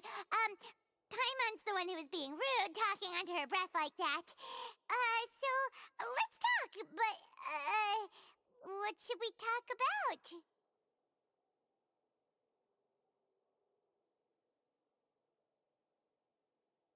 Oh, Paimon's got it. You're also here early and sitting in the front. Are you a friend of Linny's too? A friend, you say? Well, if Mr. Linney would like to be my friend, I would be more than happy to reciprocate. Oh, so you're not friends with Linny then? Oh, this is getting more awkward by the second. Paimon nearly forgot to make her introduction. Nice to meet you. Paimon is Paimon, and this is the Traveler. We just arrived in Fontaine. It is an honor to meet you two. I have heard of your deeds across Tevat. And as required by proper etiquette, I will also introduce myself. I am... Oh, Monsieur Neuvillette. What an honor it is to have you here to see my show. Ah, Mr. Linney. I should say it is in fact an honor for me to see your performance in person. Wait, Neuvillette? Could he be... I saw you all chatting just now, but it seems you still don't know who Monsieur Neuvillette is. Allow me to introduce you to Fontaine's Chief Justice. That seat is always reserved for him. It wouldn't be too much to say that he's the symbol of justice and honesty here in Fontaine. Whoa! Sorry for being so rude just now. Paimon had no idea you were such an important person. No offense taken. Being Chief Justice is merely what I do for work. Nearly every person has their usual reserved seat, so... Oh, he's so I'm tall! not so special, really. And by the way, I should probably let you know, even though I would prefer not to. There's someone sitting up there in the VIP seats that has been striking a pose for quite a while now. I believe she is trying to give you a most elegant and impressive first impression. So I think you should take notice of her sooner rather than later. Otherwise, she may become flustered. He knows! Oh my gosh. What? Huh? Oh, it's Farina, the Hydro Archon. Huh. She sure has a smug and satisfied look on her face. Guess she has no idea that you saw right through her act. Very good. That is for the best. No need to pay her any more attention. We may now enjoy the show. Yay! Huh? So is this what things are like between the Chief Justice and the Hydro Archon? All right, please wait just a moment longer. I've pretty much finished my preparations, and the performance will start as soon as the audience has made their way to their seats. Yay! The show's finally about to Yes! start! Paimon can hardly wait! Paimon's never seen a real live magic show before!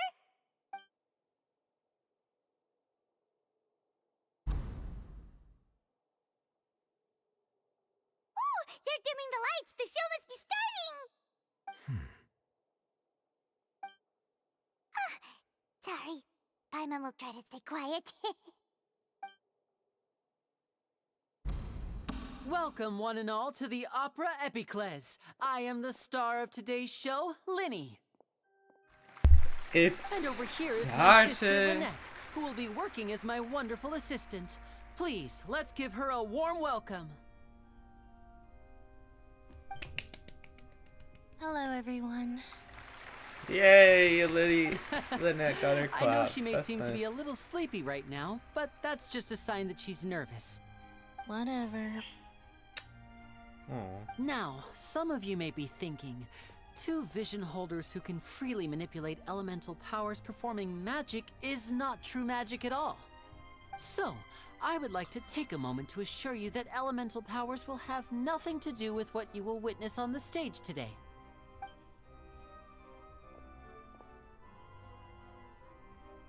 Both Lynette and myself have removed our visions for the show. That way, even the gods won't be able to help us. Oh, good point. That's what makes the show real magic. Now, without further ado, let the show begin. Lynette will now exit the stage to make some preparations. I know you might miss her, but don't worry. She'll be coming right back on stage momentarily.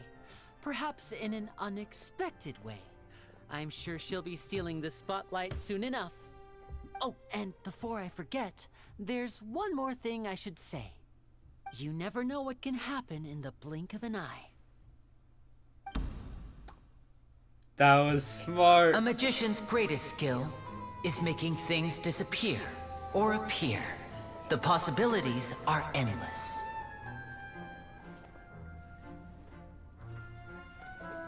Huh?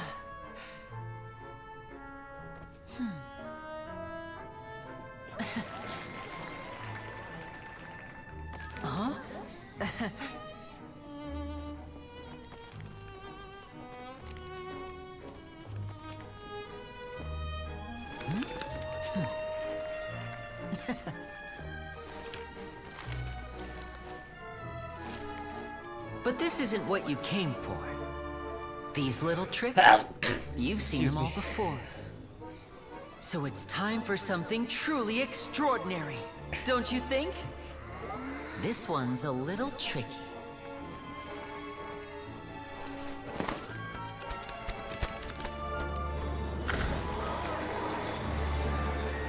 Using this water tank, I shall make my sister vanish completely, right before your very eyes.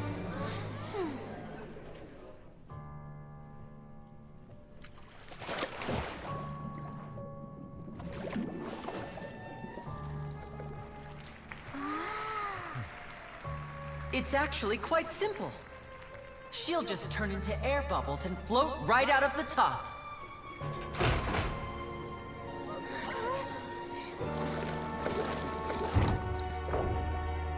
Oh no!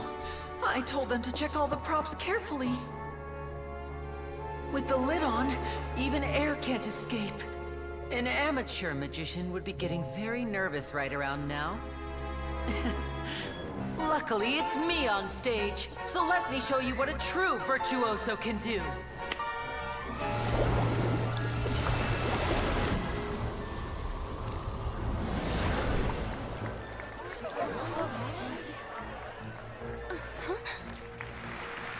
Lynette, are you still there? Don't go too far. We don't want to use up all our magic. Hi, I'm back. Uh-huh.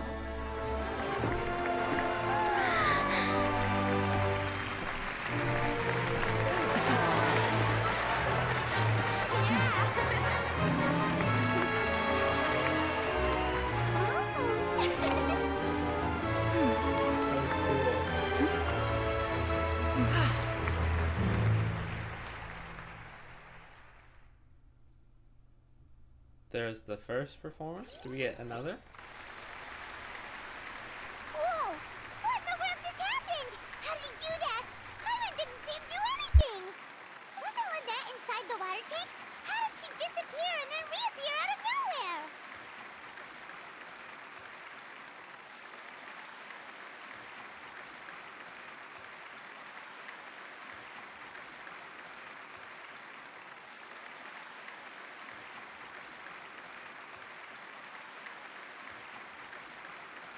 If we could see easily through his tricks, then that would mean that his skills are still lacking. To appreciate magic, you should focus on the show happening on stage, rather than getting caught up in trying to see that which has been intentionally hidden. Guess you're right. Hyman couldn't believe her eyes when Lynette reappeared. Amazing! Thank you everyone. I'm glad you enjoyed that performance. But our magical journey has only just begun. I've prepared even more astonishing surprises for everyone here. The magic of transformation and disappearance can go far beyond what you've just seen. I'm sure many of you are thinking that escaping the water tank was impressive enough, but Lynette is still my assistant after all. In which case, I have ample time to make all necessary preparations.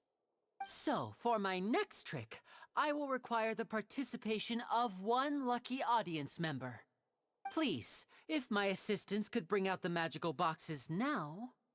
There are 2 boxes and only 2 boxes. One is here, and one is there in the aisle among the audience. I'm sure many of our clever audience members have already guessed our next magic trick. A swap! Our lucky audience member and I will each enter a magic box. After 1 minute, we will each emerge from the opposite box. Now please, everyone pay very close attention to the box you see here. Don't Sure give thing. me any Will do. chance to make a move. Wow! How's he gonna do this? Hey, do you think this is all magic tricks, or does Lenny have actual superpowers?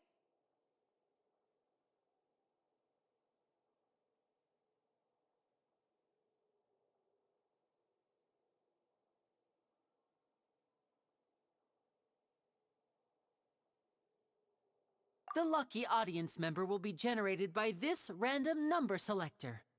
It selects numbers entirely at random. Even I don't know who will be chosen to participate. Now then, let's begin.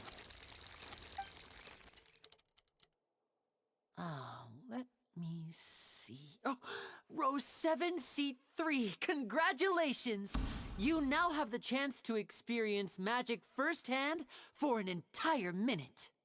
Please, come forward. My assistant will take you beside the magic box. I'm sorry, it might be a little cramped inside, but no need to feel nervous. We've carefully arranged everything for you to be as comfortable as possible.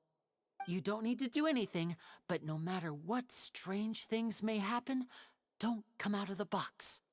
If the magic is interrupted, who knows where you might end up? You might even find yourself in the Fortress of Meropide. Oh, okay. All right. Before I enter the magic box, there is one more thing I need to ask the audience to do. Could you all give me a countdown? Like this. 60, 59, 58. Just keep counting down. 56. You can go a little faster or slower if you like. I won't be able to see anything in the pitch black box, so I'll be relying on your voices to know when time is up. Oh, and no tricks now. If you quickly count from 60 in just 30 seconds, then I'll be in a tough spot. Ooh! Paimon kinda wants to count faster after hearing him say that! No, prepared. that won't do. I can see it in your eyes. You still can't be trusted. Let's practice together. Come on, repeat after me. 60, 59, 58, 57. 60, 59, 58! That's right, perfect. Keep it going. All right, I'll see you all on the other side once you've finished counting.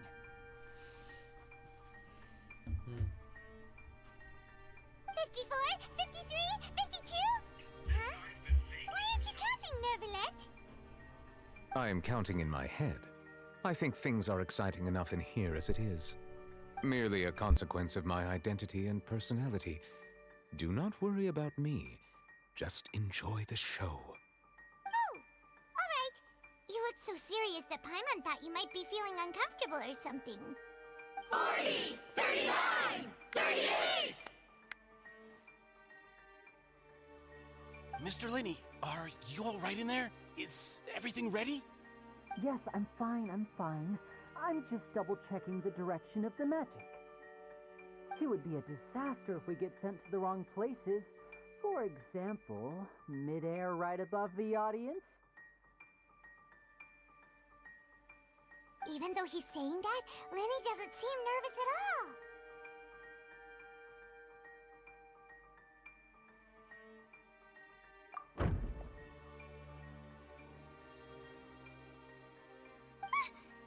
that noise? Did you hear it too?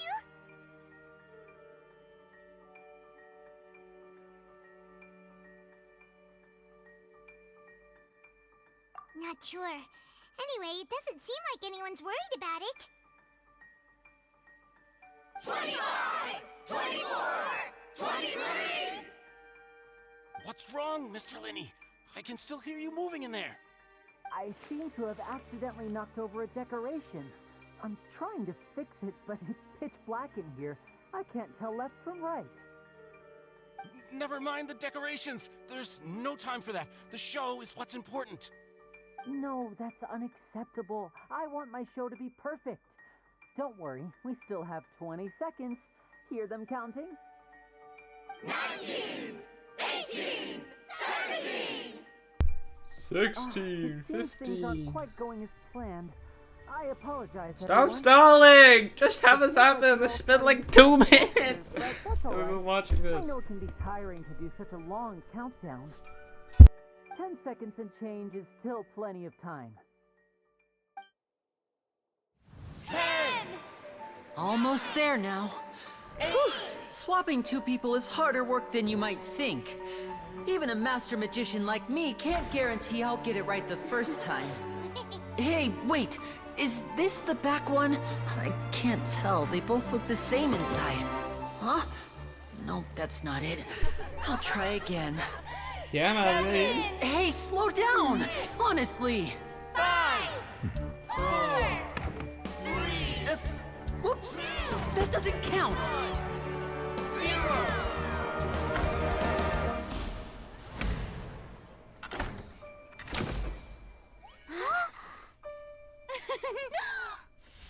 Ta-da!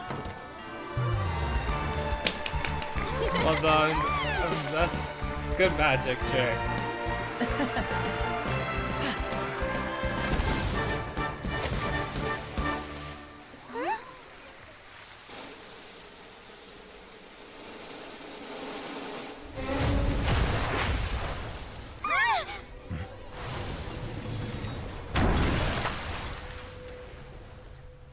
Huh.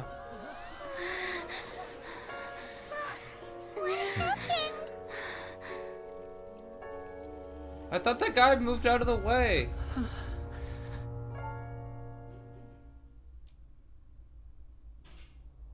I thought the guy moved out of the way. Huh? Is this part of the show? Mr. Linney, you're going to use magic to fix the stage now, right? What happened? Oh no. Maybe this isn't part of the show. The girl was still in that box, right? This performance is over. Medical staff with me. Guards, secure the scene and detain all the performers. Seal the exits. No one is allowed in or out at this time. Yes, that's right. If this was just an accident, then we must investigate the cause. But if this was all part of some scheme, then those accountable will not escape the She doesn't know what she's doing. She doesn't know how to. She just likes No the need to be entertainment. alarmed, you two. We'll get to the bottom of this soon enough. You can hear the stutters in her voice, so she doesn't know what she's Unfortunately, actually the person doing. who's It's in the all magic Nouvelette box who knows what has he's been doing. pronounced dead. His name was Cowell, one of the assistants in Linney's magic troupe. Apparently, the fireworks on stage ignited the ropes that were suspending the water tank, which then caused the tank to fall onto the stage. As of now, we are still not sure why we found Cowell in the box, rather than the guest from the audience. And after an initial search of the area, the guards have confirmed that the girl is nowhere to be found. It appears that this incident was not merely some mishap with the performance. And there are many indications How that it is is that? connected with the case of the serial disappearances of young women. The serial disappearances case? That's the case that Charlotte Oh. mentioned before. Huh. I know the truth. I can see through the whole thing. Really, using such a shallow and obvious mystery as his finale. Did he really underestimate us that badly? I I say that our powerful magician, Mr. Linney, is now the prime suspect for the serial disappearances case. Huh? Why me? This whole thing was an accident. Oh, this all occurred during your magic show, did it not? The missing girl disappeared after being chosen, did she not? The deceased is one of your assistants, is he not? Now that I think about it, that whole speech about magicians making things disappear was nothing more than a provocation, a bald-faced challenge. That can't be right. How can Linny do this? He was in the box on the stage the entire time. We can even hear his voice. Besides, before the show, he told us that he would like to catch the criminal behind the disappearances. He couldn't possibly mean catching himself. Truly. Save discussion for a later time, please. Lady Farina, may I assume that your comments just now constitute an accusation against Mr. Linney and his associates, and that you are pressing charges? Huh? I just think that he... Well, I think it might be a little early to talk about formally pressing charges. But what Lady Farina said just now makes perfect sense. Looks like she's gonna personally deliver justice. A kidnapping and murder carried out under the cover of a magic show. Lady Farina said it all. I mean, of course, my dear people. But what excites me even more than the obvious truth before our eyes is the opponent I'll be facing. That's right. I mean you, Traveler. You'll support Linney, won't you? After all, he was the one who helped you the first time we met.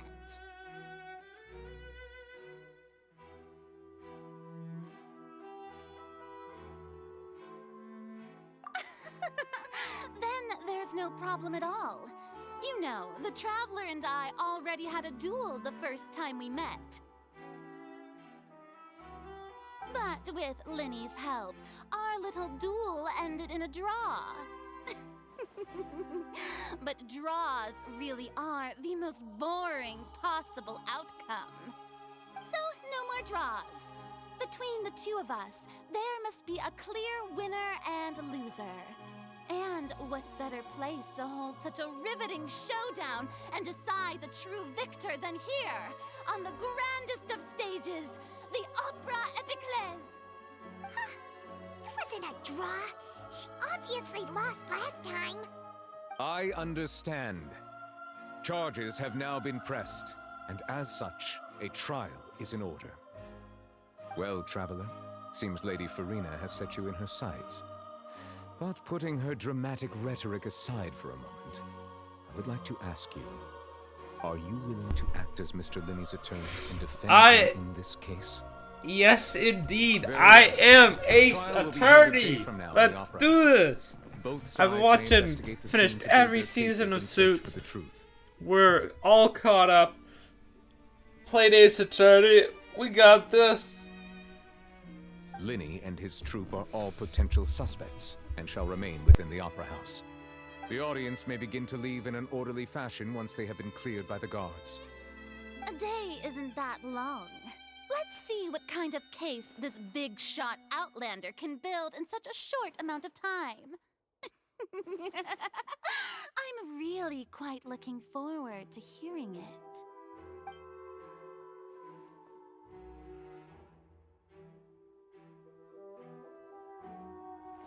Linney!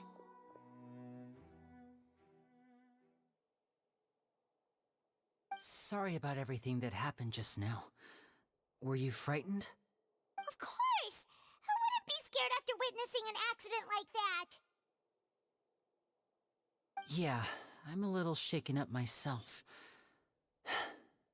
How could this happen? And poor Cal. I know you already claimed that you would defend me, but now it's just us talking. Tell me, do you think I could possibly be the murderer?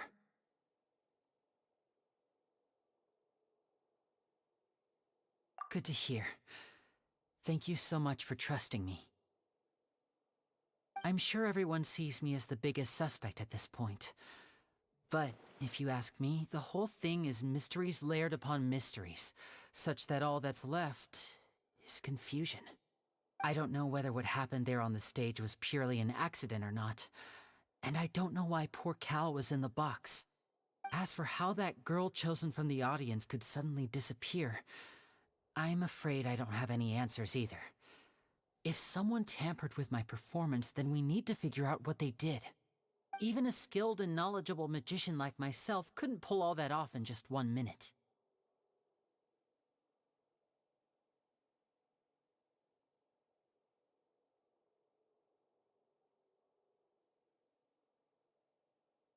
Which is precisely why we need to investigate! As this book says, the impossible could not have happened. Whatever happened must have been that which is possible.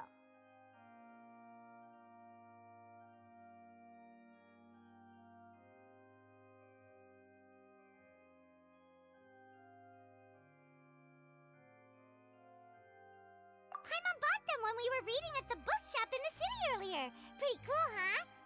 Don't worry, Paimon used her own savings to buy them. It wasn't from our travel funds. I think they look cute on you, Paimon. You have good taste, Lynette. That's the right attitude. Feeling depressed isn't going to help me now. I need to get back to my normal self. But with the guards watching our every move, it's going to be especially difficult for Lynette and I to prove our own innocence. Good thing you agreed to be our attorneys. Thanks for that. We'll be counting on you. Yes, thank you so much.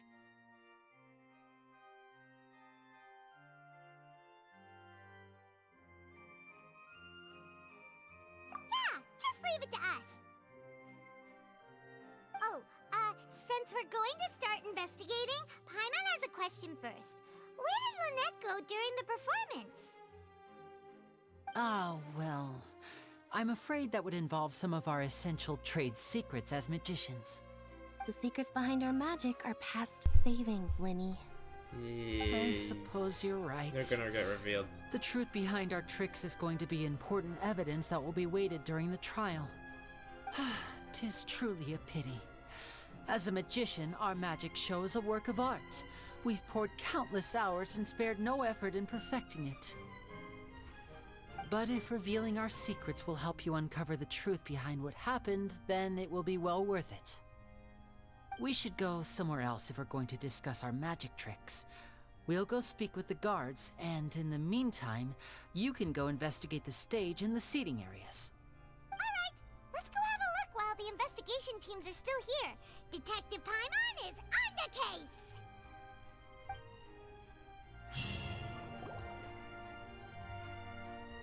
Hello, officer. How's the investigation going? Yeah, we're attorneys. I see. You must be the traveler that Lady Farina mentioned. Listen, I'll be perfectly honest with you. I'd avoid getting mixed up in this whirlpool of a mess if I were you. Huh? What do you mean? Come with me and you'll see. The deceased is one of Linny's assistants, named Cal. Even though he hadn't joined the troupe long, he was hardworking and everyone generally liked him. The assistants are usually in charge of setting up and inspecting the props, as well as assisting with the show and keeping the crowd engaged. As you probably saw when you were in the audience, the water tank suddenly fell and smashed the box with Cowl inside it.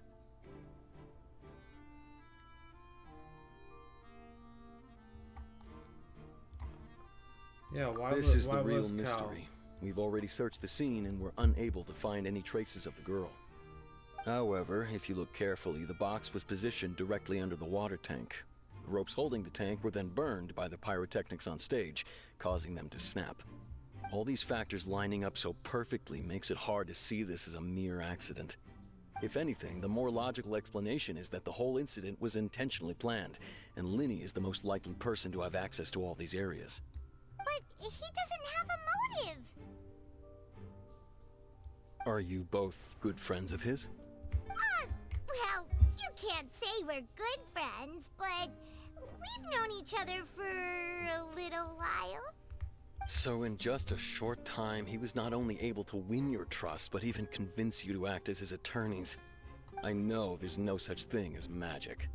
The real trick of a magician is holding the audience in the palm of their hand. I've seen a lot of cases, and I can tell you that people are the least reliable kind of evidence.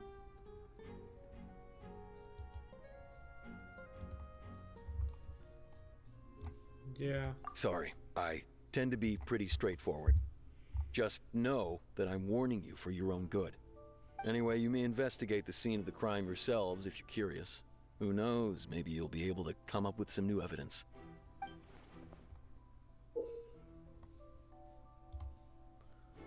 We have a case record now?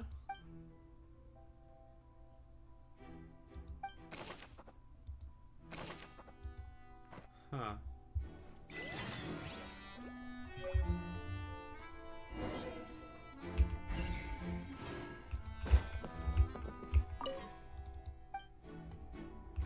Okay.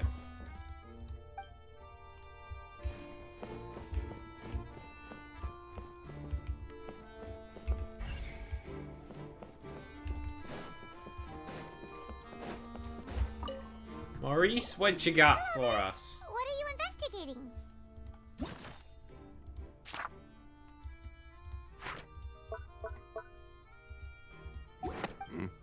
Oh, this location has also been cordoned off because the Magic Troupe members are currently considered prime suspects. The investigation team is still collecting evidence. The seats were all booked in advance, so we were able to deduce the missing woman's identity by checking the guest list.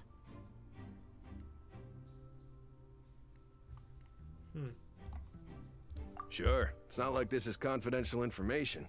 We will publish it later anyway when we petition the public to help us find the missing person. Her name is Halsey.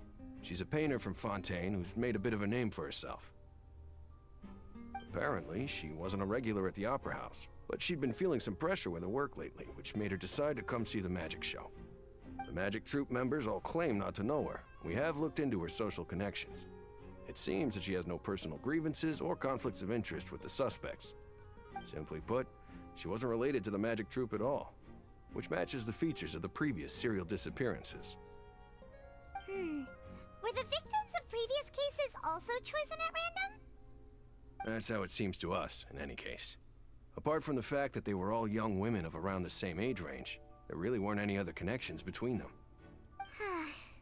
Okay then. Thank you for the info. No need to be so formal. If you do happen to see the missing girl, please be sure to contact us. Will do. Thanks, It is Maurice. of utmost importance that we get to the bottom of these disappearances.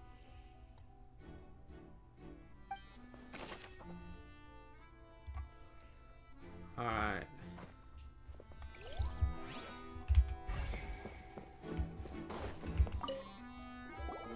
So this is the rope that broke and caused the water tank to fall. The rope looks pretty durable. How can it be burned through so quickly by fireworks? Yeah. Why are you suddenly so serious, Traveler? It snapped near the top. Look! This bit is made from different material! Most of it was burned away, but there's still a little bit of it left. It's flammable. So if a rope meant to hold something was made with that kind of material in it, then that means... Poor Why design. don't you write all this down? Let's take notes. We have our book. Yeah.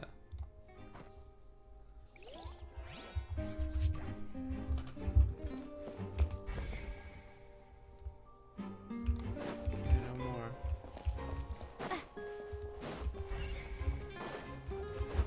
You're probably important. I see that you're investigating the area. Well, it just so happens that I'm interested too. If you find any new and interesting leads, be sure to share them with me, all right? We don't have too many thoughts yet.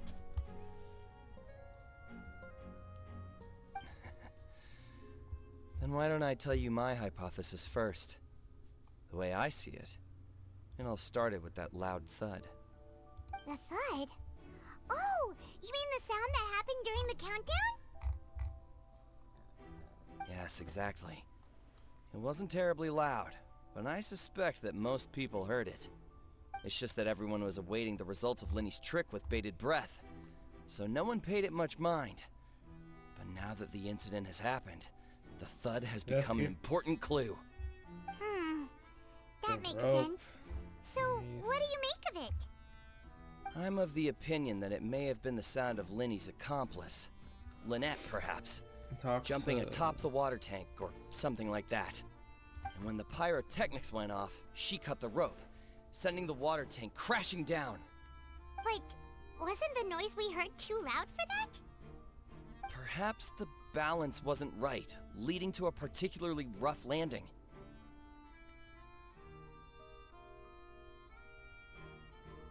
Huh. Well, that's true. I suppose I must reconsider. That does remind Paimon, though. What was with that sound?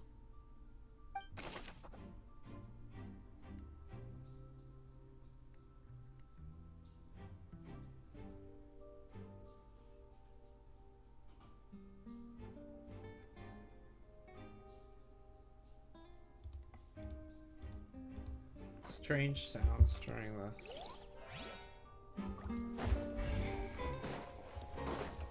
Check the box.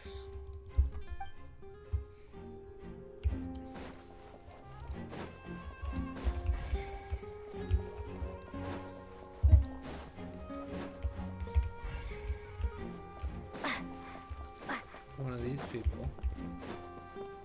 Quentin or Van as the... The investigation team has some new findings. Turns out there's an issue with the random number selector after all. See, I told you. What if the machine picked some big guy's seat? You think the murderer would have still made his move then? Sorry to interrupt, but we're helping Lenny and Lynette with their side of the investigation. What were you saying about the number selector? There's something wrong with it? You're trying to help them? That'll be a tall order. Lenny used the machine to pick a random member of the audience during his performance, right? The lucky girl that later disappeared. Well, yeah. We thought there might be a serious...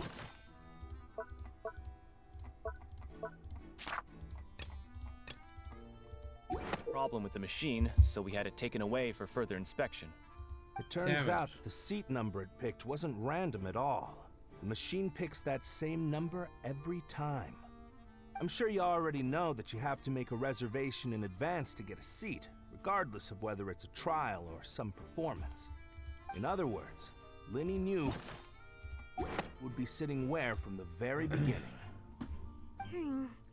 That much checks out. Lenny reserved our seats for us too. Yeah. But you see why I was saying it'd be tough to make a case for Lenny. Nice. Even though it's bad for Lenny's case, Paimon had better write it down. Important.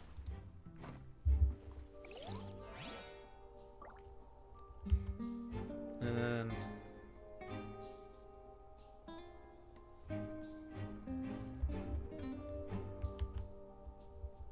Lenny's magic Lenny's magic trick. Why would whoever them people... God,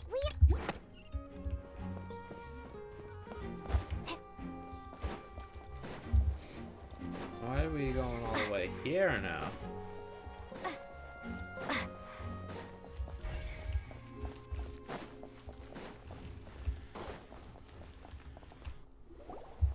Hey, you! Yes, both of you! Over here! Navia? Keep an eye on you for a Why while is she now. here? Huh? You mean us? That's right. If I'm not mistaken, you're also among those who wish to cut down the thorns and pursue Why the is truth. Navia here? No. And by the looks of it, you're not from Fontaine. Well, you're right on the more about that one, but who are you? Have you never heard of the Spina di Rosula? From mediating disputes and providing protection to solving conundrums, you name it, Spina di Rosula does it. And I, Navia, have the honor of being its renowned president. Though those who play by our rules call me boss. I'm Silver, her attendant. Pleased to meet you. And I'm Melus.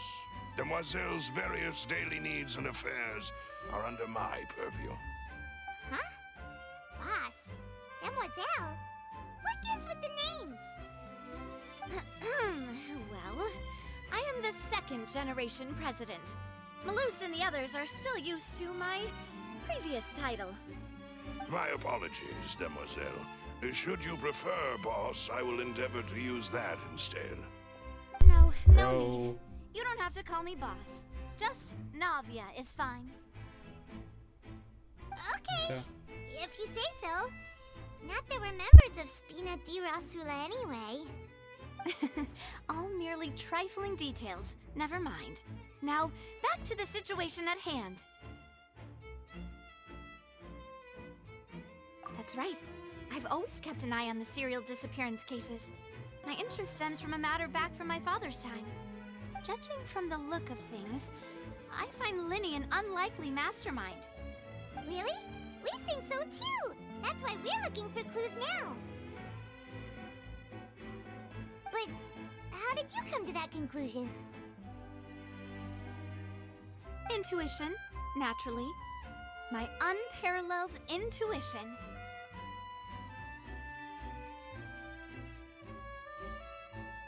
Farina sure was quick to point the finger at Linny without any decisive evidence whatsoever, wasn't she? But that's not uncommon for her. If you remember, the Justice had to interrupt her and ask if she was pressing charges just to keep her from getting carried away.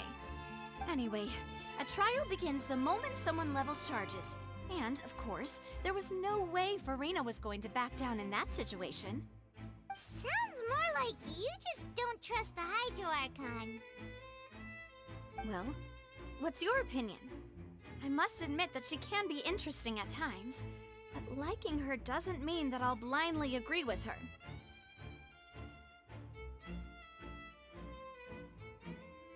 All right, I've answered your question. Now, it's time you answer mine. Wait a minute, did that answer count? Well, I say it does. But don't worry, you won't hear any pointless questions from me. In your opinion, do you think it's right to treat a trial like it's an opera?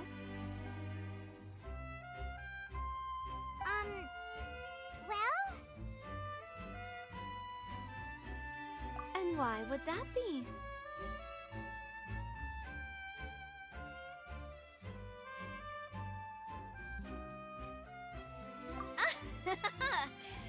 See, Silver and Melus?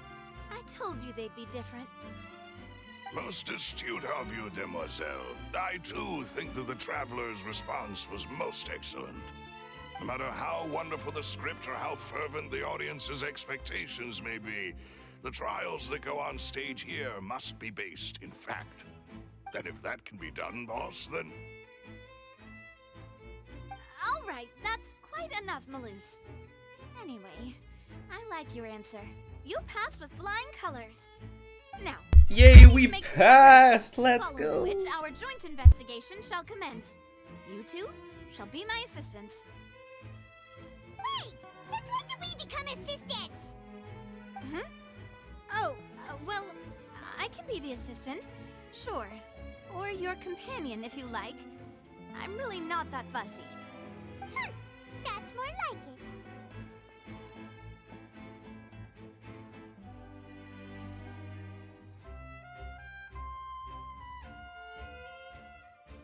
Far be it from me to brag, but I believe that Demoiselle's intuition will be instrumental in uncovering the truth.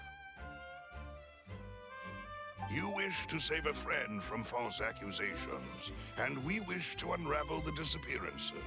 In this sense, our goals are aligned. You have a point. You're quite the you, mister. And what about you over there? What do you think? You seem like you've got something on your mind. I have nothing to add. Oh, alrighty then. We'll be making some preparations first. Just be sure to let us know if they start revealing Linny's tricks. Thanks!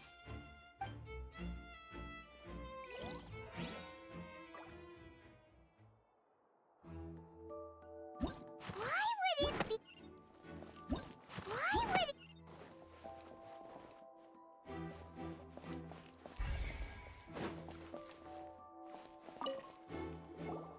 Sorry, but no one can freely enter or exit the Opera House at the moment.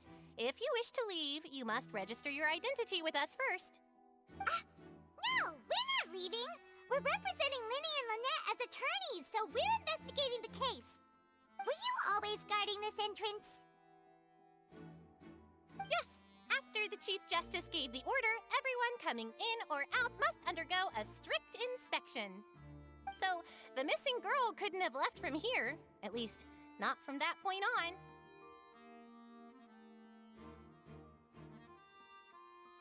I doubt there was much opportunity then, either. How can you be so sure, Well, because I was in charge of security near the entrance at that time. I couldn't see Linny's performance from here, which was quite a shame. Just my luck. But still, I did not abandon my post, and I stayed put no matter how loud the applause was.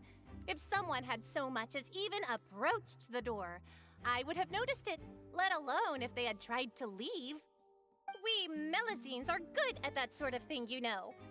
So, it's safe to say the girl couldn't have left through here. Alright, thank you for your help. This will be useful info.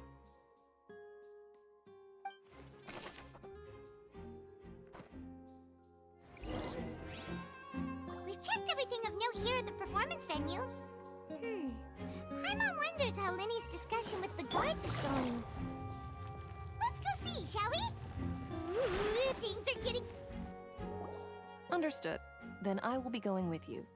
Just so you're aware, I will be monitoring your actions and making notes as necessary.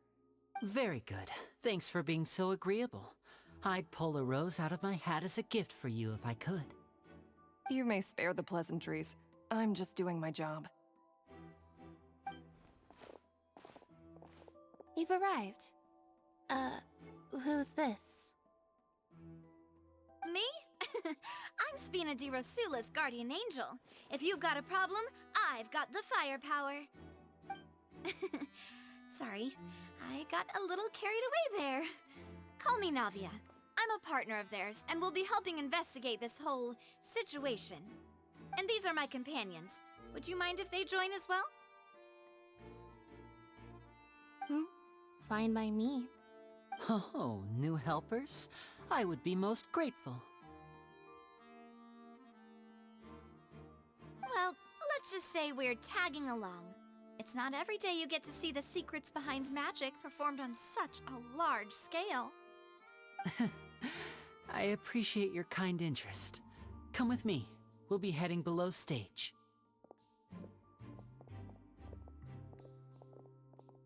Huh?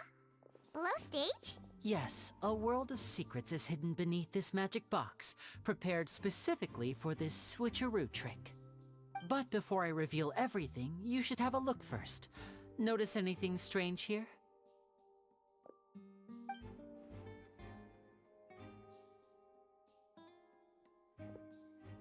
I'm not trying to be dramatic. Remembering the details of a trick will help you understand the methods used to perform it more easily.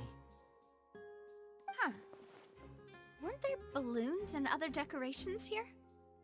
Where did all that go? Ah, good eye.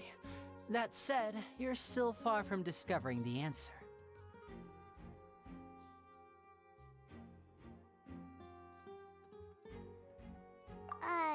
The back? You mean the inside of the door? What's different about it? Paimon didn't notice anything. Very good indeed. I thought you might not be able to catch that, given that you were sitting in the first row. The back of this door was patterned. Those patterns are now gone, replaced by a smooth wooden board. So, if you put 2 and 2 together, what do you get?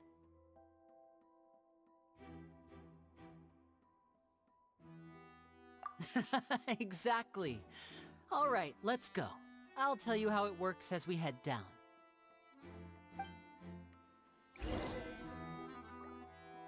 Oh, so there was a passageway under the magic box!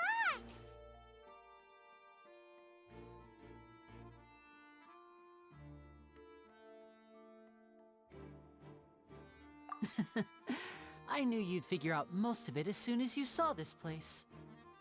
The 2 magic boxes are positioned right above the 2 entrances of the tunnel. See this flatbed trolley? The box with the lucky audience member in it would be shuttled over to the other side using the trolley. This trolley can raise and lower and even rotate, ensuring that the box will face in the right direction. I see. So that's the purpose of the box inside another box. Precisely.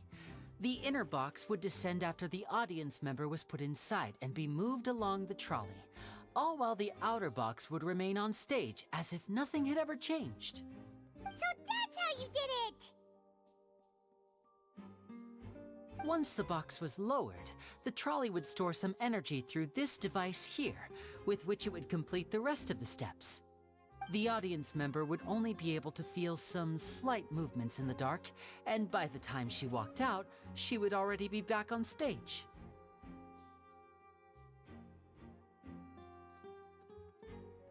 Right! You were talking that whole time, and you even came out for a moment near the end! Ah, yes. A phonograph operated by Lynette was used to achieve that effect. My assistant and I had already scripted our conversation beforehand. When the countdown began, I had already gone to the opposite box via a tunnel using that ladder. And what about Lynette? Where was she? I was in the mezzanine space in the back of the box. Oh, interesting! That's how we were able to coordinate Linny's lines with the assistant. And, by the way, I was the one who walked out of the box at the end. I mean, we are twins. All it takes is a change of clothes and no one can tell who's who. And that's my favorite part of this trick. Only Lynette and I can perform it. So that's how it all worked! Wow! Every detail you revealed was more amazing than the last!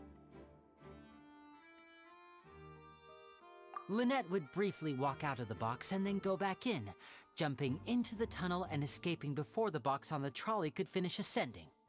And then I walk out of the other box in the audience area, and the trick would be complete. The operative word here being would. But as you saw, Cal was in the box, not our audience member. She, on the other hand, mysteriously vanished. We really don't know how that happened. If not for that interlude, this would have been an astonishing trick. I probably never would have figured out how you pulled it off. And yet, to think that someone was able to use this magic trick to commit a crime. Could we have a look around? I think we can come up with some more leads. This is the scene of the crime, so Linny and Lynette are not permitted to stay here. I'll escort them back up. Yes, of course. No need to be so strict now. I won't disappear into thin air, you know. Thanks, everyone. We're counting on you.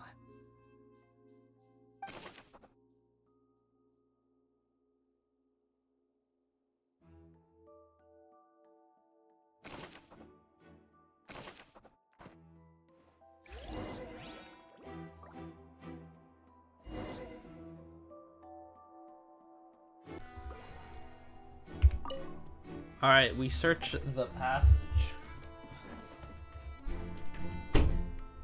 What are we doing under here? Why are we underground for some reason? The floor is wet. Please be careful not to slip. Avia looks so cool. Why would there be water here? Maybe a trick. Paimon knows! It's one of those tricks where you pour water into a jug and then flip the jug over only for the water to disappear? And here's a broken vase. Huh. Did the trolley knock it down while moving? That can't be. The trolley moves along tracks from start to finish. It couldn't have hit the vase at this distance. Let's note this down too and think about it later. Sounds good. Broken flower vase. Got it. Clothing. Why is there clothing here? These are the clothes that the lady chosen from the audience was wearing, right? Her clothes are here, but she's nowhere to be found. Huh. Right. And do you really need to do that if you're kidnapping them? Ugh, this is so confusing. Paimon doesn't want to be a detective anymore.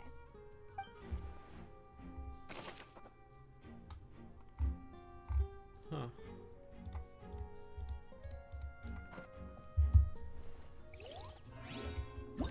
Whoever the murderer was, why would...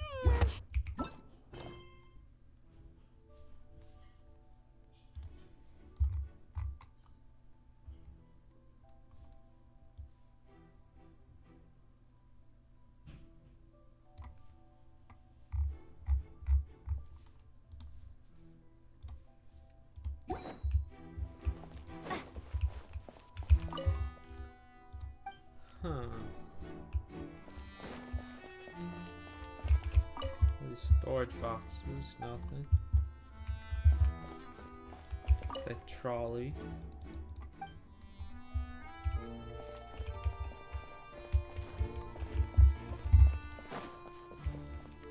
We're looking for one more thing.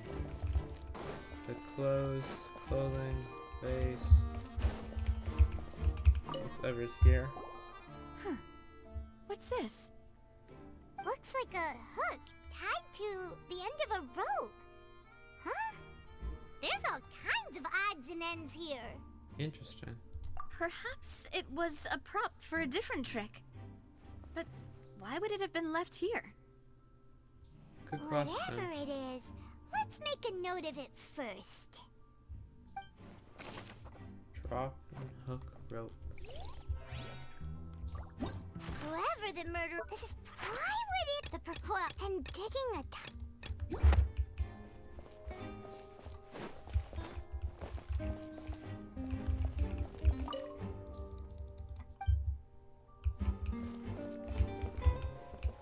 Oh, we can examine the ladder.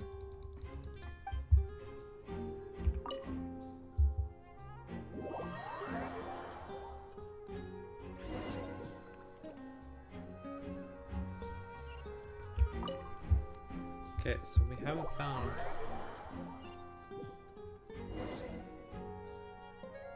all the things. Vase, clothing, hook.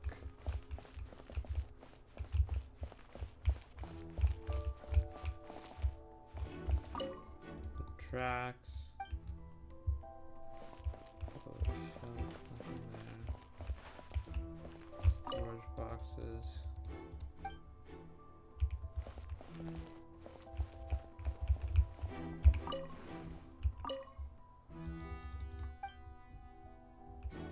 Maybe that notebook?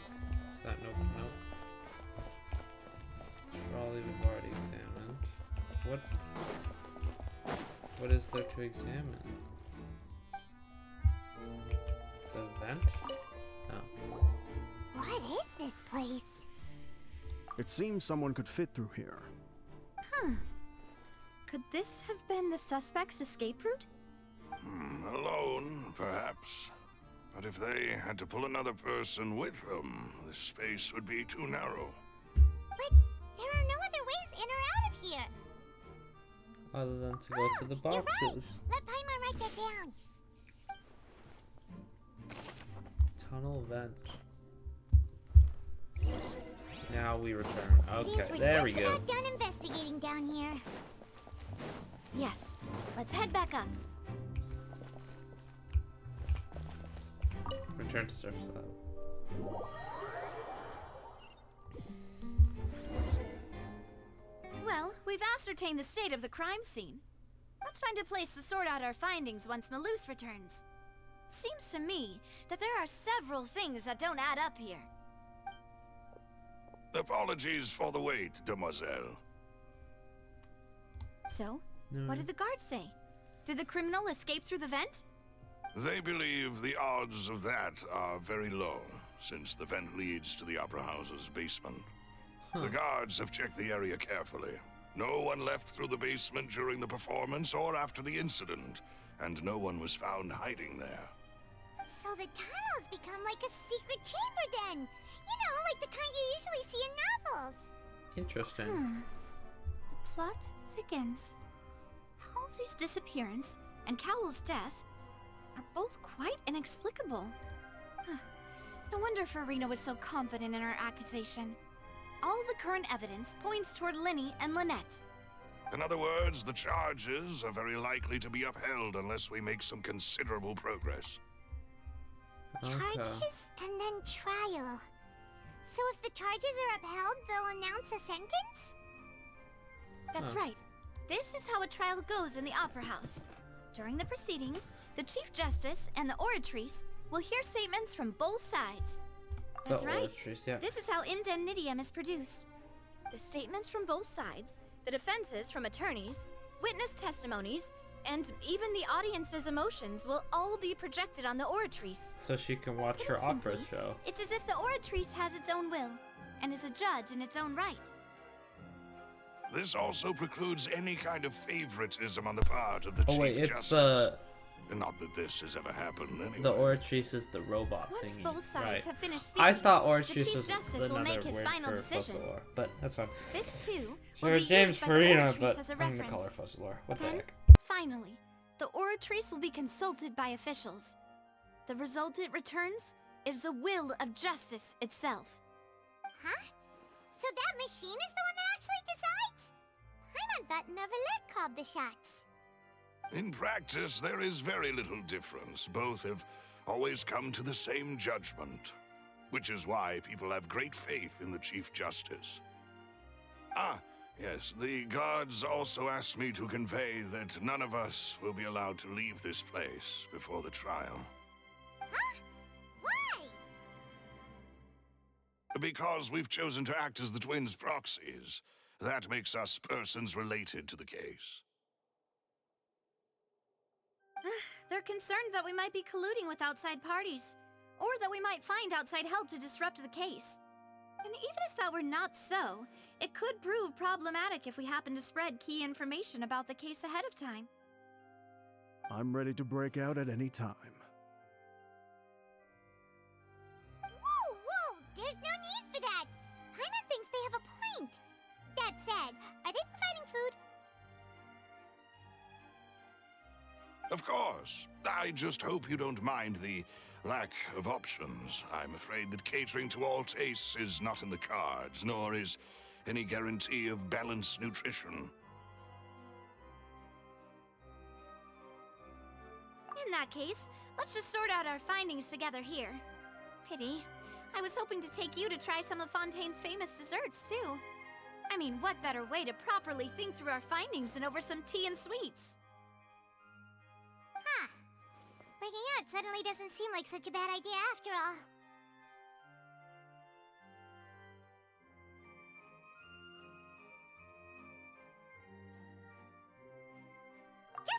Just kidding! Paimon will still do her best, even if there are no snacks.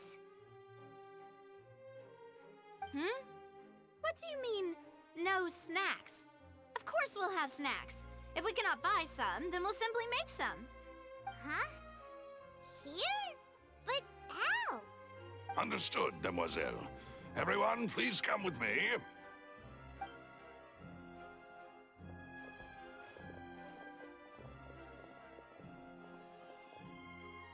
Wait, you're carrying a portable stove with you? Yes, I must be prepared to meet the demoiselle's baking needs whenever the fancy strikes her. I have eggs, sugar, and almonds at the ready. Good work, you two. Then I'll get to it. Please sit tight for a moment. You'll get to taste my awesome snack soon enough. These three are quite the interesting group.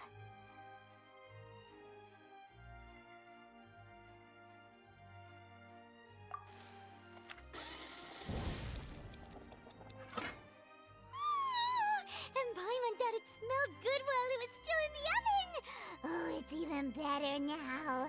Paimon can't stop drooling. From the way you had these two guys carrying all that stuff around, Paimon thought you'd have them do more during the baking process. But you ended up doing the entire thing by yourself. Beating the egg whites, grinding almonds, everything. I was applauding. And I was giving encouraging smiles. Paimon was just thinking, aren't you worried about getting your fancy dress dirty beating egg whites and baking like this? Well, I don't think it's carved in stone anywhere that fancy ladies can only read books, sip tea, ride horses, and play the piano. I just really enjoy making snacks. Don't underestimate beating egg whites, by the way. It's a real arm workout. You also need to beat them to just the right consistency, or your macarons will crack. Anyway, give these a try, fresh out of the oven. There's 3 for each of us. Only 3? Well, eating too many sweet treats might send all that sugar to your head. You wouldn't be able to think clearly about the case on a sugar rush, would you? Tea is ready to be served as well. This is Demoiselle's favorite, strong black tea with a floral fragrance that clears the mind and lifts the spirit.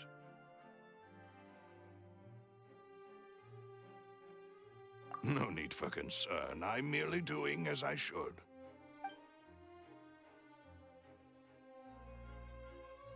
All right then. Down to business.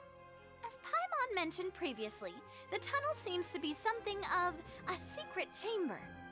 However, we can assume that Linny and Lynette were not alone within it. Some criminal also occupied its sealed confines. The magician twins could have committed the crimes, of course, but they lack any logical motive. Exactly! Why would they do such a thing right when everyone was watching? The flower vase and the thud we heard during the performance could indicate some altercation between Halsey and the criminal in the tunnel, resulting in the shattering of the vase, the discarding of her clothes, and her abduction. Perhaps the criminal thought that since she was chosen from the crowd, she would be too easy to identify if she was still wearing the same clothes. Paimon thinks that makes sense, but the real trouble is... True. None of the clues we found thus far support the existence of this third person. But the only people left to consider are both technically victims, whether it's the missing girl, Halsey, or poor Cowell. Huh. Could Halsey have secretly made modifications to the magic props in order to murder Cowell before making her escape?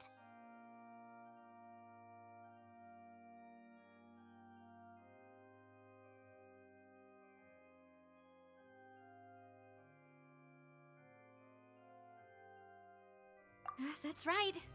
And even if she had tampered with the setup, she would need to understand the entire trick to pull it off. Nor does she have any motive. The guard said that she has never had any dealings with the Magic Troop's members. Were we not thorough enough in our search? From the sound of things, this is turning into an impossible case. Your macarons are amazing though, Navia. They smell great! They're nice and crisp and super sweet! They are my specialty after all. And I see you've already had 5 of them. What? 5? Oh, that can't be right. Paimon only counted 3, honest! Please don't worry about it. At my age, a few less sweets might actually be a good thing. No. Being greedy is one thing, but Paimon knows how to count. Besides, Paimon knows that if she ate too many, then others wouldn't have enough. Wait, even you don't believe Paimon? How could you? If Paimon ate those 2 extra macarons, then may they turn into stone in her stomach! All right, we get it. Well, I suppose one of us might have gotten too engrossed in our chat and eaten them by mistake. No big deal. Malus, set up the stove again if you would. Huh? What are you doing? Making sure everyone gets 3 macarons, of course. Exactly. We don't want to trouble you. As you wish, demoiselle. And I have the egg, sugar, and almonds. Well, this really is your hobby, huh?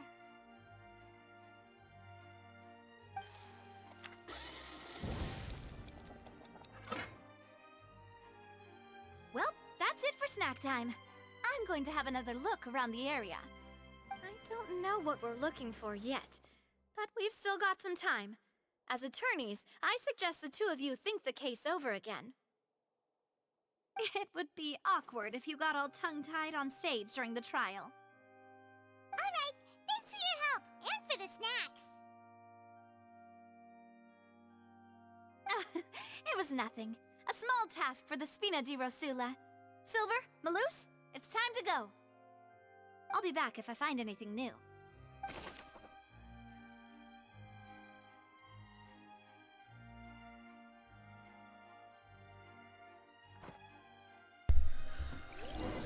Alrighty. Alright, it's time to put our heads together. Following day 8 to 10. And we'll go 9. No? There we go. 9 o'clock exactly.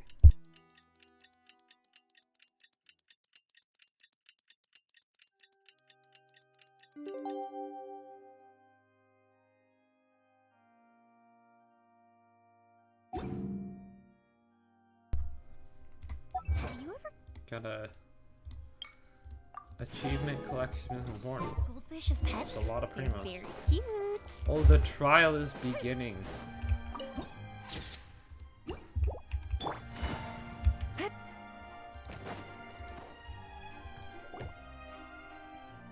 Alright, because we're an attorney. What do we do? The whole situation is so confusing.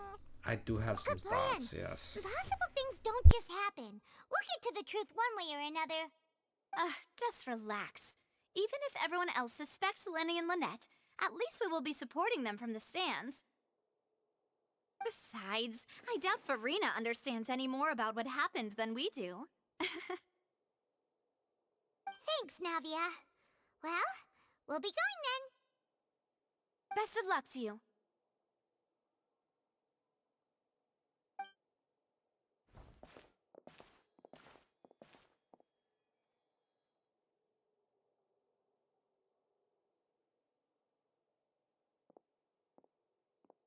Ah, finally, you're back. Well, how did your investigation go? To be honest, you might be disappointed. No. We're already very grateful that you were willing to help. Well now, don't you all look disappointed? Don't tell me that your investigation came up empty-handed. That was to be expected, of course. The guilty can never produce proof of their innocence. But don't let that stop you. I shall be terribly disappointed should you, my most anticipated foe, concede so easily. Since both parties are present, I declare that the trial regarding the magic show incident is now in session. Firstly, in order for the audience to understand the causes and results of the incident, could we please have Mr. Linney explain? Explain it! Yes, of course.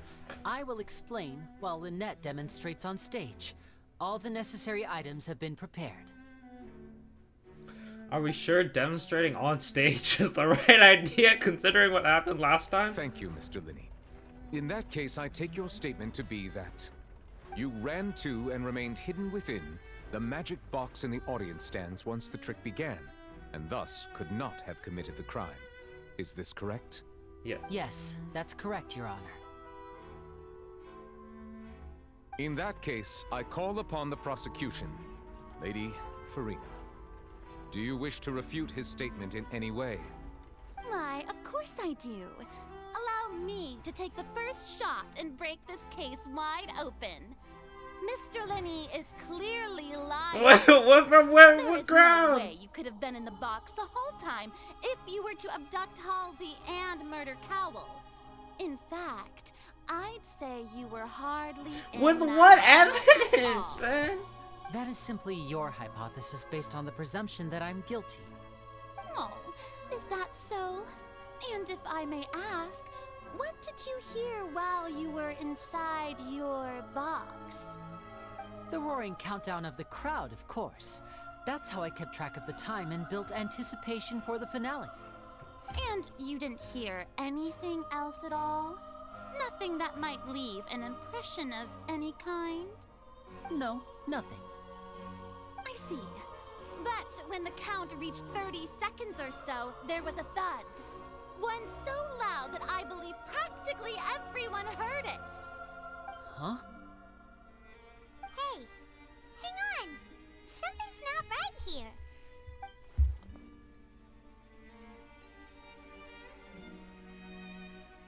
Yeah, I'm sure he could have heard a noise that loud from inside the box. I was right by the box, and I definitely heard the thud.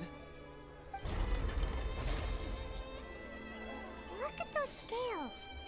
Could those mean... Probably representing. Well then, ladies and gentlemen, allow me to use the words of the magician himself. You never know what can happen in the blink of an eye. Indeed, it seems his alibi can also collapse in the blink of an eye. Of course, I have armed myself to do far more than smash your alibi. Confidence cannot go unfounded, and my foundations are rock solid. They're Tell supposed to me, be fluid like aren't water. you So and Lynette what? actually from the House of the Hearth? Huh? The House of the Hearth? Fatui? What? No wonder they did something like this.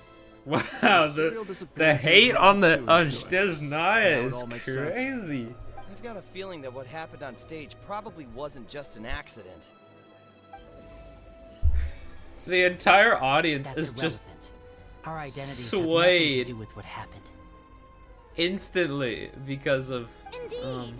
Then perhaps you because can of tell us one everything that thing. happened That's during like that one almost minute. racist.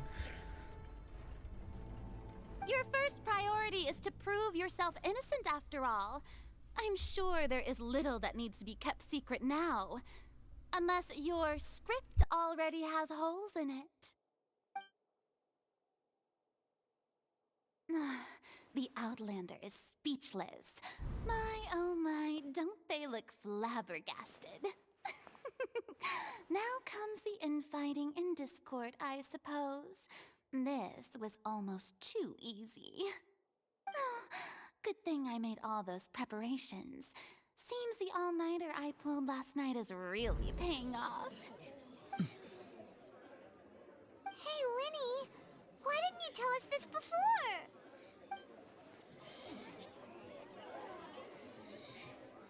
Order! Order! Mr. Linney, allow me to re-establish the facts. Lady Farina has raised 2 points. First, when the thud was heard in the Opera House, you were neither in the box nor the tunnel. Second, you and Ms. Lynette are both members of the House of the Hearth. Are these claims true?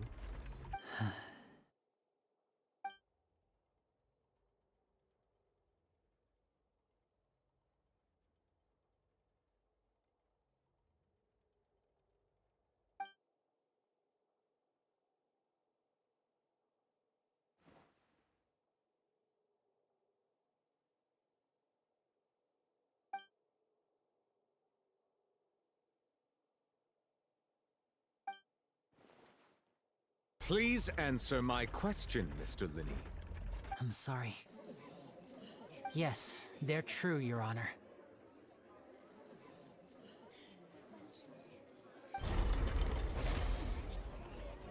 I knew it!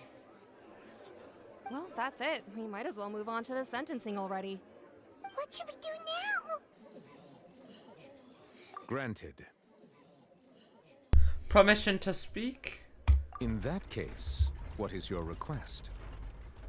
Adjournment of the court. They're already as good as guilty. Temporary The defendant adjournment. deceived their own attorneys. What is there left to discuss? Order! Order, I say! Your request is reasonable, and we shall adjourn. This trial will reconvene in 1 hour. So you would stick to Mr. Linney's defense even after knowing what you do now? You certainly have more professionalism than I thought. In that case, my dear audience, let's allow the joy of victory to steep for a little while longer.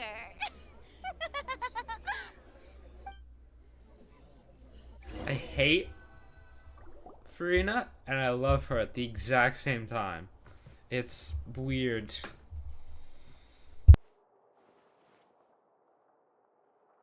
Well, this is awkward. I didn't think the Hydro Archon would dig all that up. I'm sorry, Traveler and Paimon. Yeah, sorry. Paimon doesn't know where to start. We trusted you two. We based our entire reasoning on the assumption that you weren't bad guys. Not to set the wrong tone or anything, but Paimon's really mad! I'm very sorry. I know you're angry, and reasonably so, but please, let me explain. I know you've clashed with the Vatui several times before. I wouldn't be surprised if just hearing the word is enough to make you upset. But our organization is very, very large, and the Harbingers have very different personalities and goals. Right now, we want to save people. As many as we can. That's right. I'm sure we're on the same page when it comes to this nation and the disaster that its people might face. I knew if it weren't for our respective identities, we could become good friends. That's why I didn't wish to flat out lie to you, but chose to hide some details instead. The truth is very important, but being completely transparent about everything would see us spending more effort than we need to. Right. So, you be the judge. Heck, if I were you, I fear that I'd even struggle to trust me at this point. You met a Fatus who works as a magician, a trickster by trade. All by coincidence, too. But still, I'm asking you to trust me. I am no criminal. At least, not in this case. Sorry. Please forgive us. Well, you both say that, but... Right, let's hear your answer first, and no lies now! Of course. I'll answer any question you ask. We've been trying to find out how the Oratrice operates. We want to know why it has a consciousness. Why can it deliver sentences accurately? During our investigations, we learned that the machine's core is beneath it. From that moment on, Lynette and I have been designing this box swap trick with the objective of getting close to the core. Is that why you needed a whole minute? That's right. In truth, the audience would take about 75 seconds to count down from 60, while I would only need 15 to get to the opposite box. So, after jumping into the tunnel, I accessed the Opera House basement via the vent, and went to investigate the room in which the core is stored. That air vent was created during the construction of the tunnel specifically to execute this step. Well, nothing. As soon as I reached that room and was about to investigate, I heard someone's voice. Which should have been impossible, of course. I was quite certain that I was the only one in the room. That voice seemed to recognize me and tried to speak to me. I chose to err on the side of caution and retreated the way I came. On the way back, I saw the broken vase and the clothes on the ground, but the countdown was almost finished, so there wasn't time to give it any thought. After that, the homicide occurred just as you saw.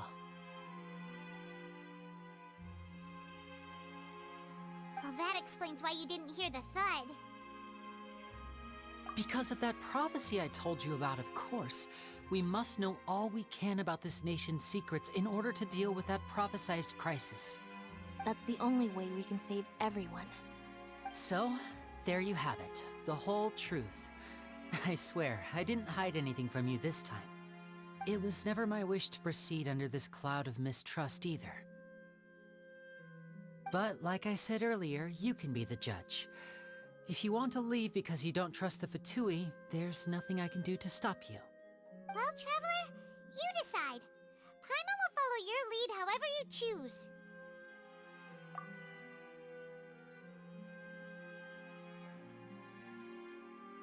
Okay, thank you. Thanks for giving us a chance. The current problem is that the scales are tipped pretty badly against you two. If we want to refute the Hydro Archon's accusations, we're gonna need a seriously watertight defense. Huh?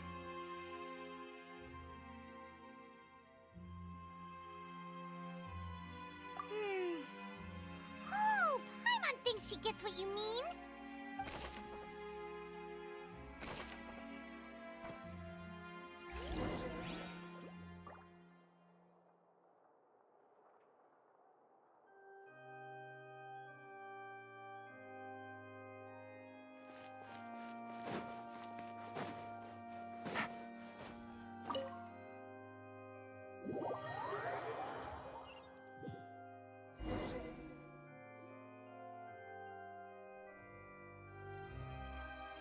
Both parties have returned to their positions. Let us continue the trial. When last we left off, Mr. Linney acknowledged the new evidence presented by Lady Farina as fact. Therefore, Lady Farina may continue stating her reconstruction of the events. Ugh, that took long enough. Now then, if everyone would lend me their attention. At this stage, let's revisit that scene from Linney's perspective.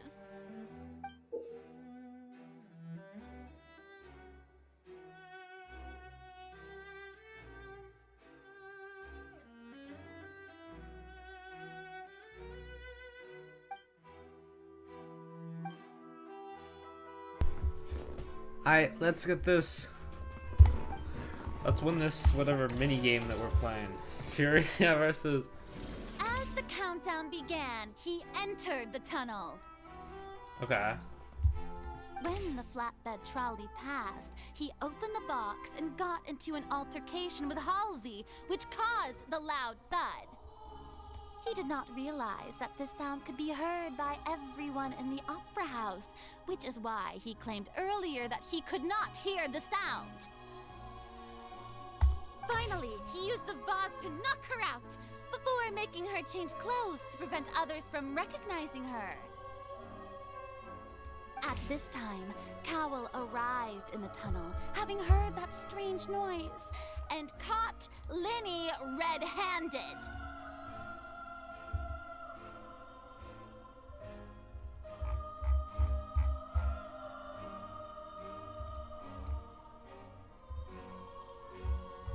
Okay, so how do we...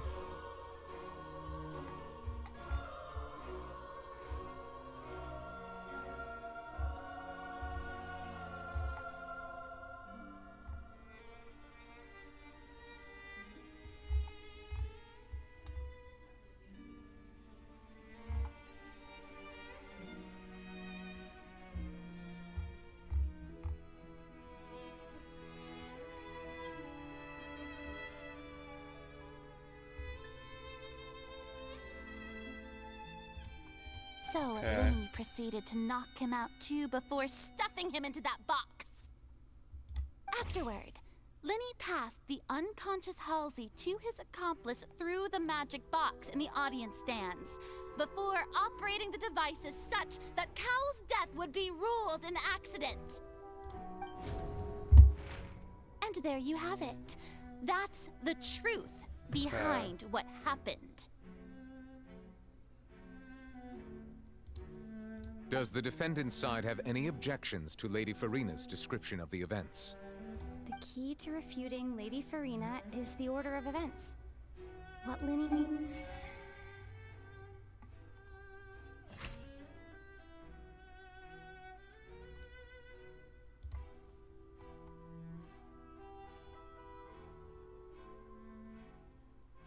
Oh, so it's like an interact. I didn't.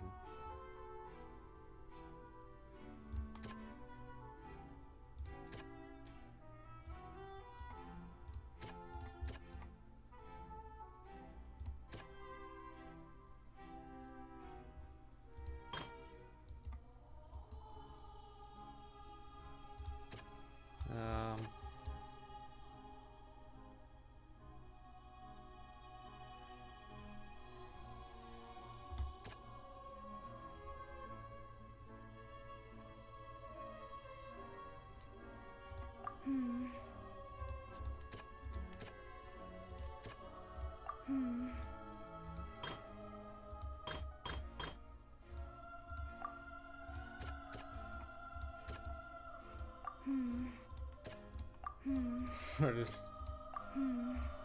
Oh, do I have to do all of them?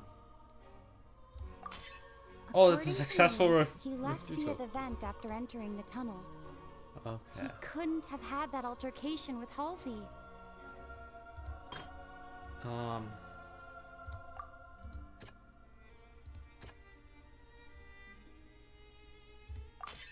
Well, that's... Oh, we're doing it. We get it. I get it now. Core. This is the actual truth.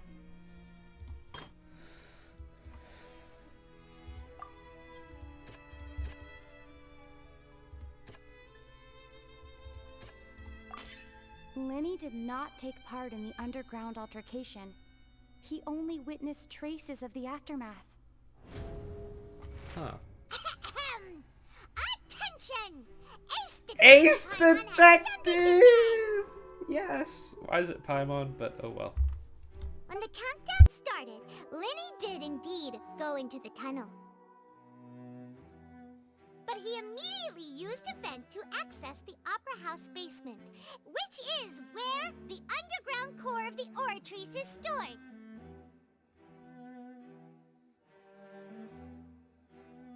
Once he reached that area, he heard a voice in what should have been an empty room. Since he felt something was amiss, he returned immediately. The crime scene had already developed by the time he reached the tunnel again, and in order to complete the magic trick, he did not remain there for any length of time. Finally, he reached the surface, and that was when the accident happened from his point of view. Therefore, he's innocent!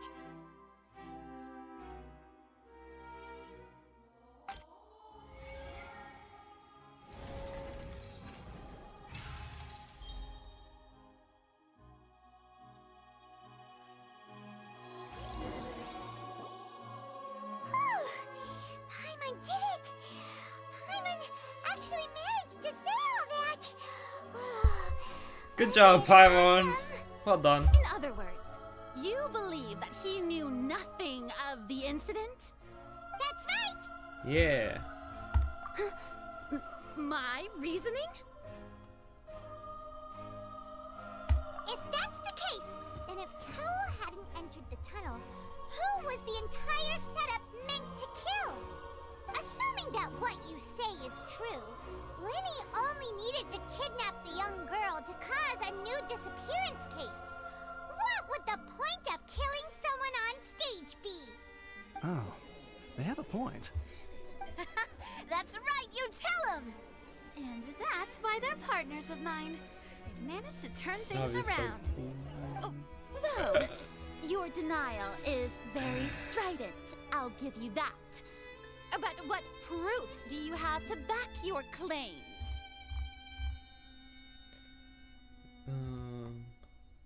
Do you happen to remember? If he had been in the magic box the whole time, how could he have not heard that sound? Why do you ask? You're saying that he wasn't?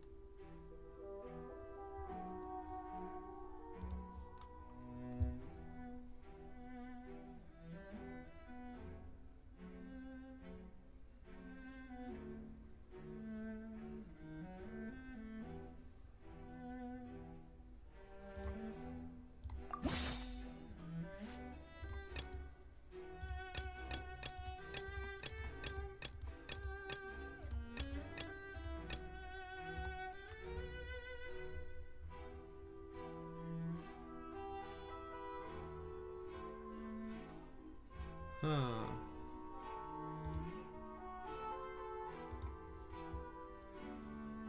Are you sure we don't need to give this more thought? Okay. Are you sure we don't need to I give this chose more the thought? two incorrect ones. That's right! Lenny wasn't in the box or in the tunnel. That's why he didn't hear anything strange during the performance. This means that when the crime happened, Lenny had already entered the basement via the vent. The same clue you used to disprove his alibi has now become the best proof! How do you like that? Well played. To think you'd use such logic. Well then, if it wasn't Lenny who committed the crimes, then who was it?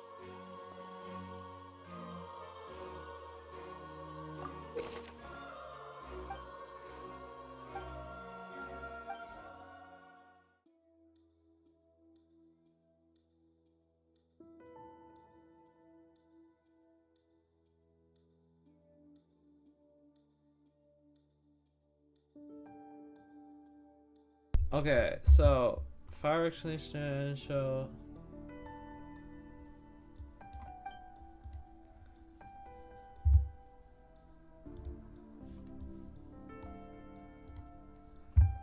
Only other members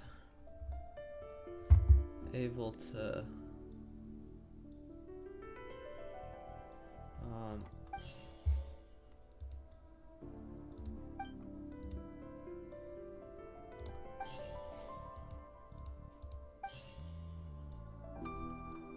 Could there have been a third person involved? Is that really a possibility? maybe. Halsey is the missing person and an ordinary audience member. Or did she have her own scheme all along? The deceased's name is Cowell, Lenny's assistant. He would have been able to tamper with the equipment. Huh.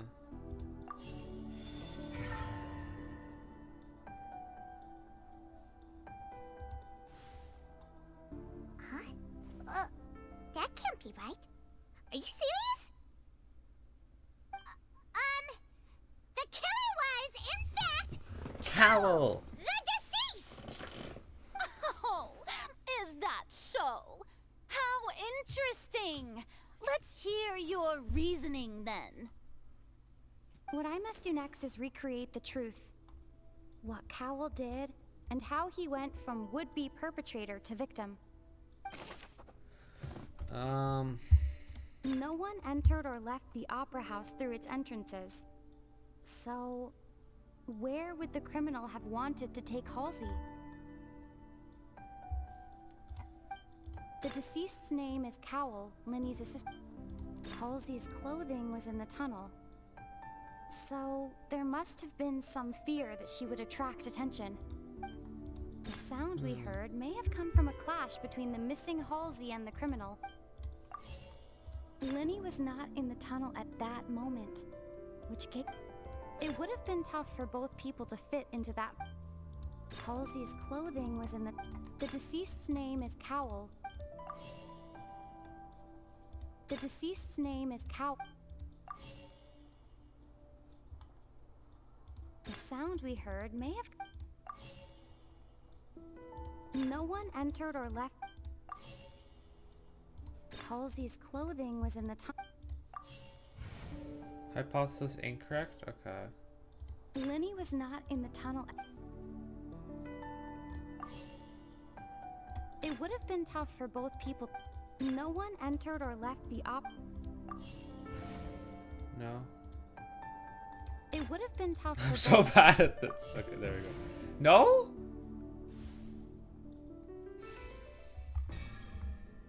Huh? Why don't they have our character voice all this? Do you pay? You have a voice actor. Why can't we voice all of this? It's part of the main story.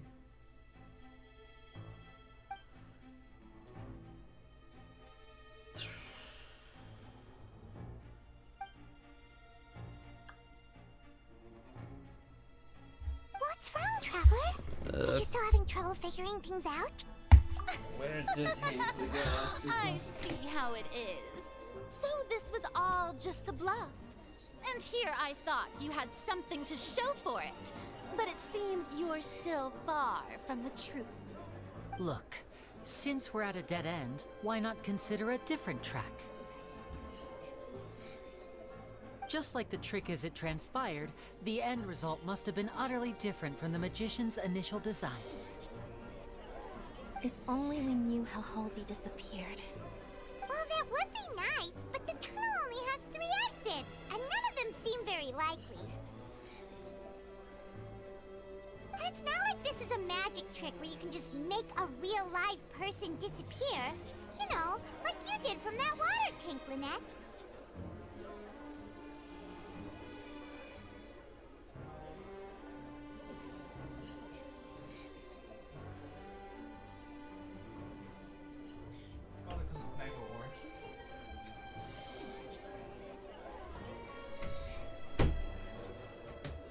It was the water tank trick. That's why the vase was water spill. Excuse my interruption, dear opponents. But do you not see that the crowd is growing impatient? There is no greater sin in this opera house than an awkward delay in the performance.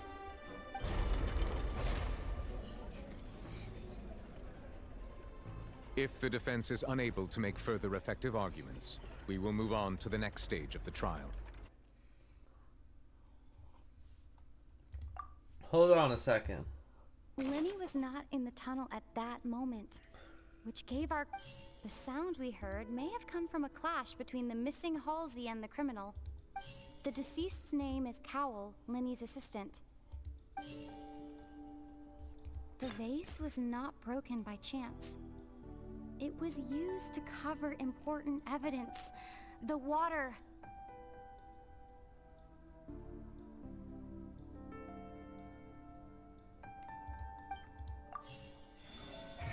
Hey, we got it! Paimon gets it! It all comes together if Halsey disappeared instead of being kidnapped. Lynette escaped from the water tank, vanishing gradually and leaving only clothes behind. Exactly, yeah. If there's a similar method where a person could be transformed into water... Just a moment, please. I do hope you know how preposterous you sound at the moment. I mean, how visions are a ever thing. Be transformed into water. This is reality Yelan we're kind of talking turns about into here, water. not some magic trick.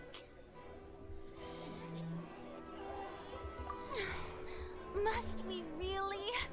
I should think that of anyone. Your friend Linny already knows this truth very well. Magic tricks are ultimately just illusions and misdirection. But Halsey's disappearance is very real. We're talking about 2 completely different things. Even so, I trust the Traveler's judgment. The truth must be out there somewhere. Perhaps some new line of reasoning may open if we try to gather all the focal points that don't make sense. Since Cal was the deceased, we haven't placed much attention on him. But given that we aren't making much progress with the case, it wouldn't hurt to have a look at his belongings, would it? People really do come up with all sorts of harebrained schemes when at the end of their rope. The way I see it, your suggestion that we broaden the scope of our investigation is nothing but a tactic for stalling the trial. Nevertheless, I believe that this is a reasonable request on the part of an attorney. Since the trial does indeed appear to be at an impasse, I believe that additional evidence may help us make more progress. True. Guards, please step into the lounge and examine the personal effects of the deceased, Cowell. Cowell. We are still examining the items, but we have already made critical progress that we feel must be shared with everyone post-haste. We discovered several test tubes of fluid within Cowell's baggage, each labeled separately. The notebook in his backpack claims that these fluids are Water from the primordial sea. The primordial sea? The note's contents also indicate that Cowell belonged to an organization that sells illegal drugs and that he had an accomplice. The notebook has many entries concerning safe usage of these fluids, in which the keyword dissolve appears many times. One of these tubes was labeled Opera Epiclese, along with yesterday's date. It is empty. The notes also state that these dissolution properties work exclusively on people from Fontaine. It's likely that Halsey was chosen as some sort of test subject. As such, we believe that the defense's hypothesis is, in fact, supported by sufficient evidence. You've got to be kidding! People dissolving into water? Could something so ridiculous actually be true? Wait a moment. This reminds me of a certain prophecy, but it's just a coincidence, isn't it? Huh. If people can become water, does that mean that the water tank's real use was as a means to hide water stains? And if Cowell was targeting that girl... Wait just a minute. Could that mean... You two, with me, quick! Demoiselle, wait! What about your partners? Let's go. Just trust me. Order! Order! It is undeniable that further examination of the deceased's personal effects has yielded some surprising results. But we cannot yet verify the veracity of these clues. Still, let us assume that these clues are indeed authentic, albeit with the understanding that Ms. Halsey has yet to be found. Guards, please continue examining the items along these lines. Mr. Linney, it appears your hypothesis is supported by the evidence, so please continue speaking. Thank Of course. you. Thank you, Your Honor. If we uphold this hypothesis, I believe that many of this case's seemingly unrelated clues can be connected together. Right! Like the metal hook! That one didn't make sense at all. Yeah. Let's think about this. Cowell's methods must have something to do with that water from the primordial sea. Huh. The Cow. deceased's name is Cow. What item did the culprit use to The control water from the timer? primordial sea should already have been prepped. Lynette was in the magic box on stage I remember there was some... The rope that strung the water from the primordial...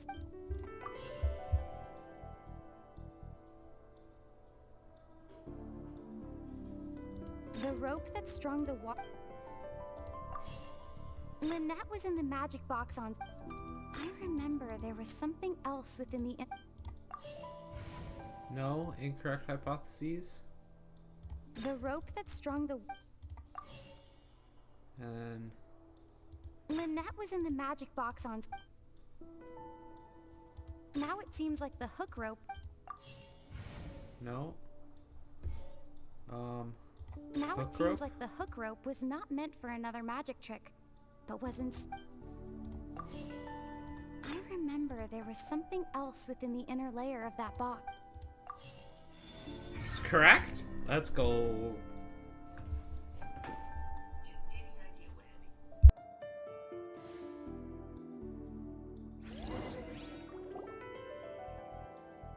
Ahem! It's Ace Detective Paimon's time to shine again! In the original plan, Cowell would tamper with the water tank rope and the number selector securing his target. When the magic box containing Halsey was lowered, the metal hook would retract gradually and pierce the balloon at the top of the box.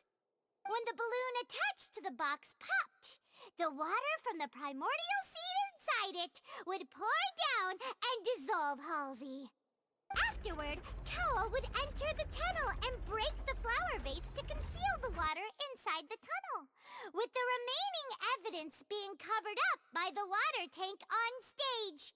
But he encountered something unexpected in the tunnel and wound up being fatally hit by the same water tank he meant to use to cover his tracks. Huh. That does make sense.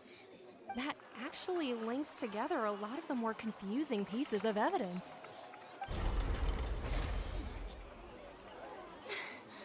Oh dear, what do I do?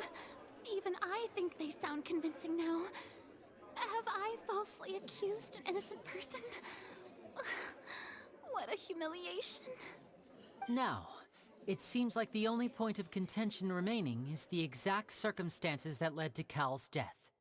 His notes mentioned he had an accomplice who could be related to the situation.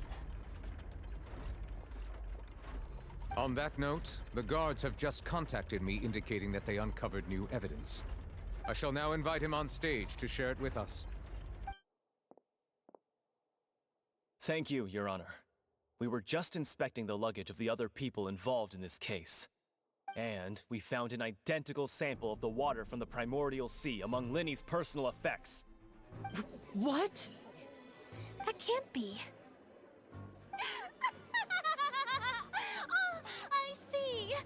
Well, how wonderfully comedic to have your own counterattack only to come back and wound you. Does this not clear all doubt? My dear citizens, my loyal audience, allow me to present my reasoning and bring this performance to a swift close. Linny did not need to take part in the dissolution of the young woman at all. Indeed, he did leave the scene via the vent. Having made modifications to the props beforehand, his accomplice Cowell then caused Halsey to vanish using the water from the primordial sea. But upon his return, in cruel avarice, Linny desired sole credit and prepared to do away with his partner in crime.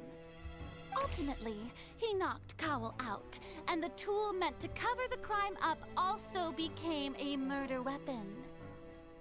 Oh, wow. Now, as much as I regret having come to such a viciously straightforward conclusion, it does seem that the famed Fatui is quite the cold-blooded and ruthless organization. Am I right, Mr. Linny? Mr. Linny? We've used up all the evidence we collected. There's no way for us to make a rebuttal here. Is this the end of the road?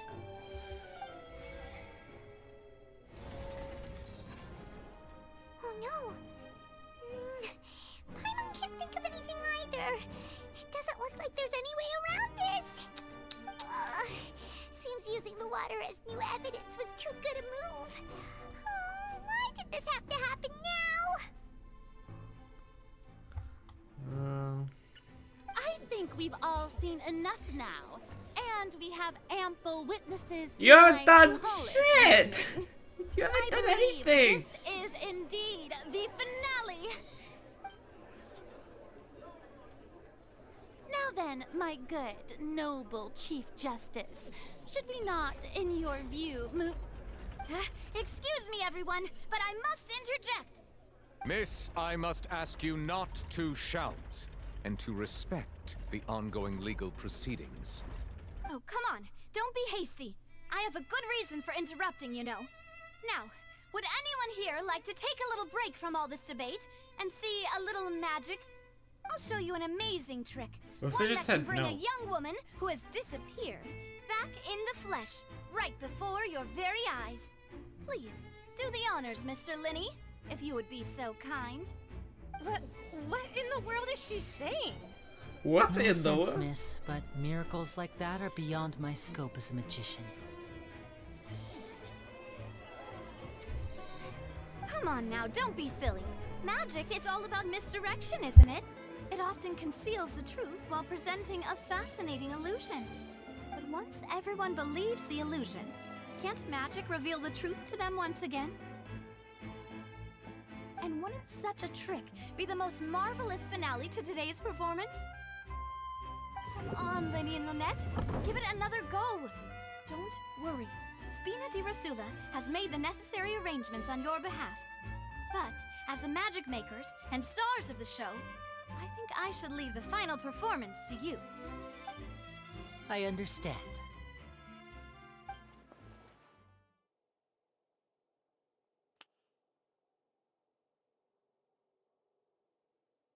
And voila!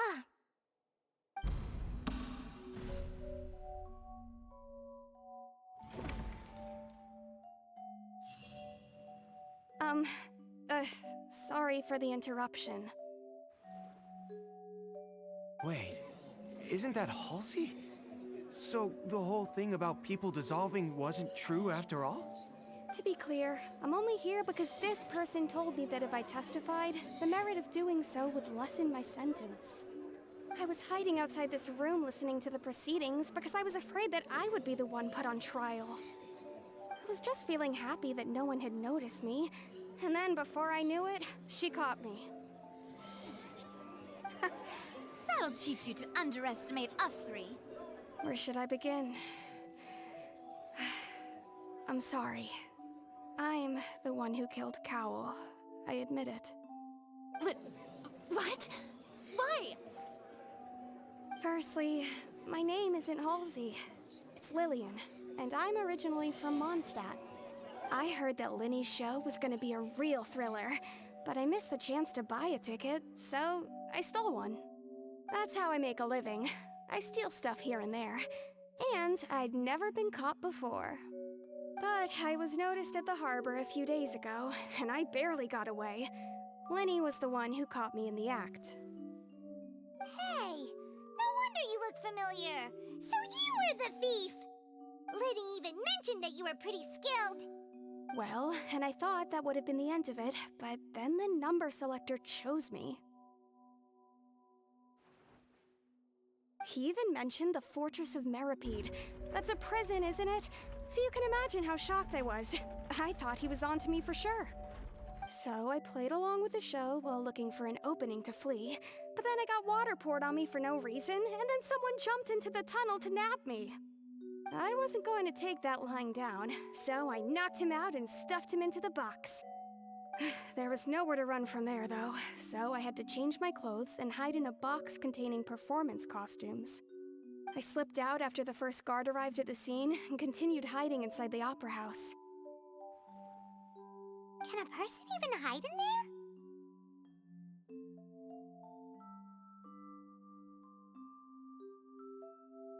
But I swear I didn't know that the water tank would fall down. Really, I swear it. Had I known that, I wouldn't have put him in the magic box. I may be a thief, but I'm no killer. Well, that makes everything pretty clear now, doesn't it?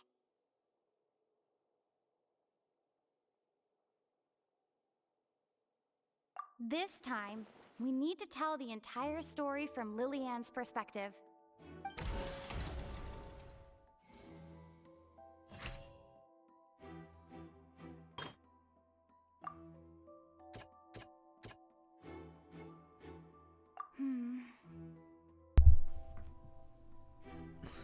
Okay, clothes? No? Hook? No. Paper? Yes. The strange... Dropped hook? Changing clothes? The flower vase...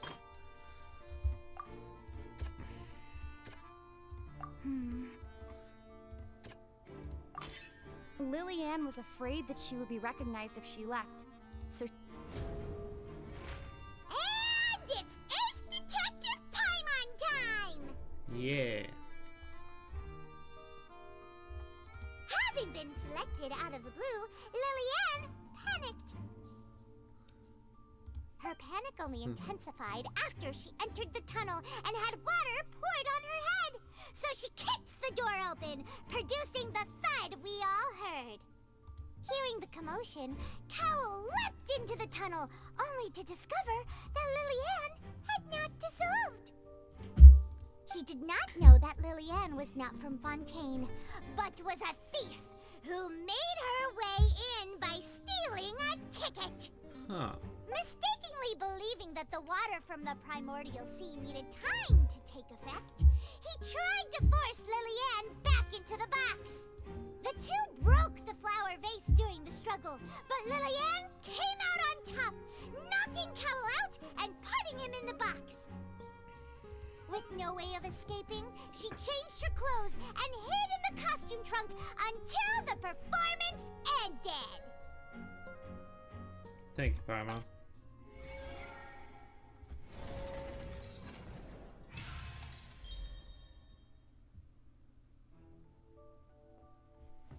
Cool. Success. Again. She knew that she would have to go through guard inspection if she tried to leave afterward. So, she has been trapped in the Opera House these last 2 days. She had already become desperately hungry by the time we were chatting over macarons. So, she swiped 2 of them right under our noses. Talk about a sneaky thief. At this point, all the events that happened in the tunnel have now come to light. Ah, so that's the whole story. Bravo! Bravo! Now then, Lady Farina, do you wish to speak against the defense's statements? Please answer the question, Lady Farina. Also, if I may add, the trial has not yet ended. As such, I request that the prosecution not leave the room before the proceedings have concluded. Ooh, she got caught! What? Are you reading my mind now? No.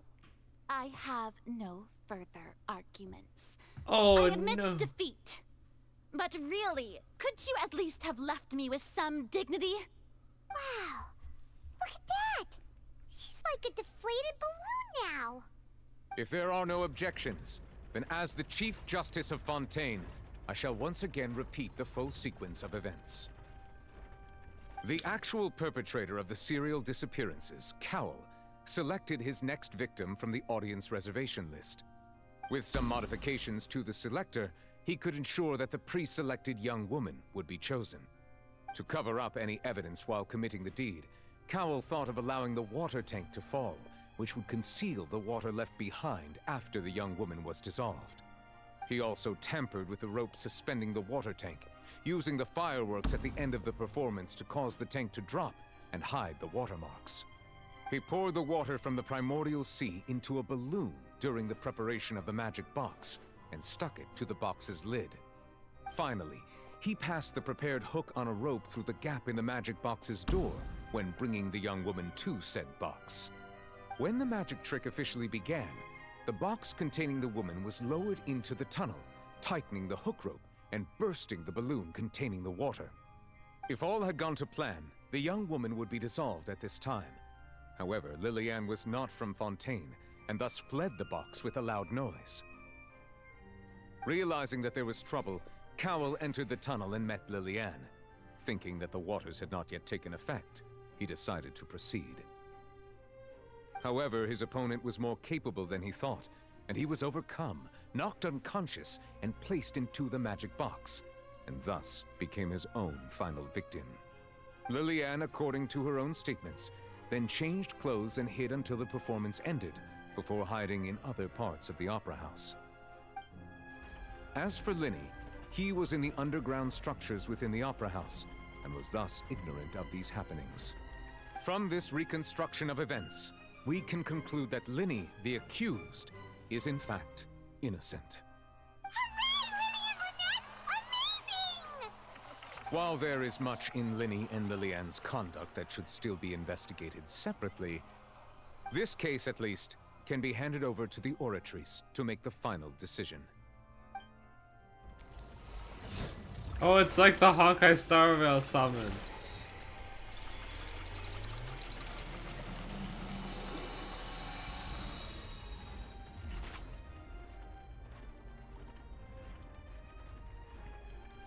As such, Linny and Lynette are officially declared not guilty. Let's go! Woo! Great work, partners. Thank you all. Thank you so much.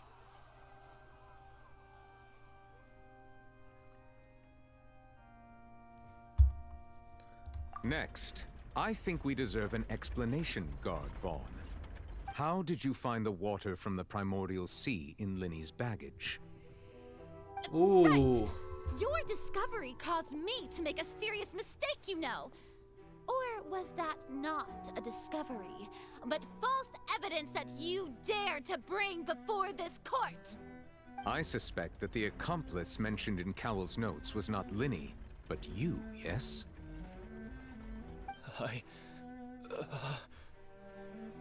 I'm sure you know what you must do to lessen your sentence. Speak quickly!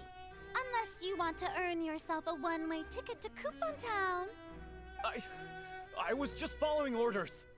We were supposed to place blame for the serial disappearances onto Linny, and thus cause suspicion to fall on the Fatui. The higher-ups said this was the best opportunity to do so. And now that your plan has fallen through, and the secrets of the water have been revealed, you have become a liability to said higher-ups, yes?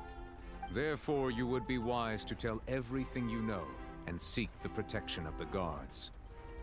Yes, I'll tell you everything I know. Our boss discovered that the water can cause people to dissolve.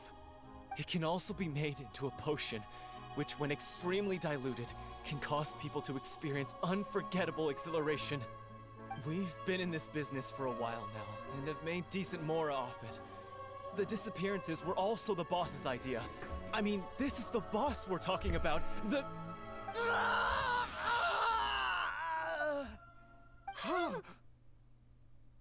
Did he just get dissolved? What the heck? Did Farina do that? He can no longer talk. Such ruthlessness. I shouldn't have expected any less of them. An outrageous act. All present, please submit to inspection immediately.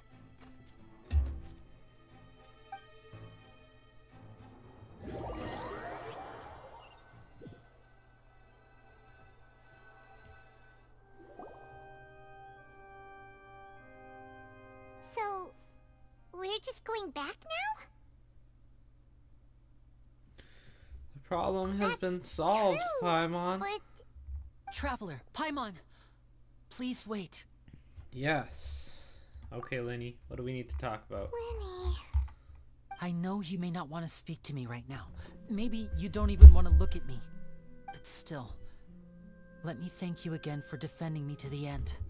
Even after you learned that I'm a member of the Fatui. Okay. I guess. But regardless, I'd like the opportunity to set things straight.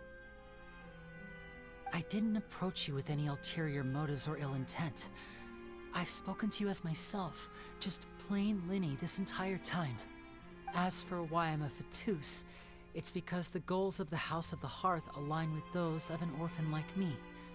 That's all. That was how Father, who you might know as the Knave, approached recruiting us back then too. The Knave? The one who controls the House of the Hearth? She's your father? That's right. And since we're here, I was wondering, would you mind hearing a story? It's about my past. Back when our parents first died, Lynette and I were left wandering the streets. To survive, I took to surreptitiously observing an older street performer who did magic. It took me several days to figure out how he pulled off his amazing tricks. I took my sister through several streets until we found a crowded corner, and we began to perform magic tricks there. To my surprise, we proved to be pretty popular, and we could at least stop worrying about where our next meal would come from for a time. But I didn't want my sister to remain a street rat together with me forever. Before long, an aristocrat came to me and claimed that he wished to take us in after watching my performances. So you went from orphans to nobility just like that? That was how we felt at first too. As if fate was on our side and we could say goodbye to those painful days. But I gradually discovered that while we were called foster children, he was really after my talent for magic tricks.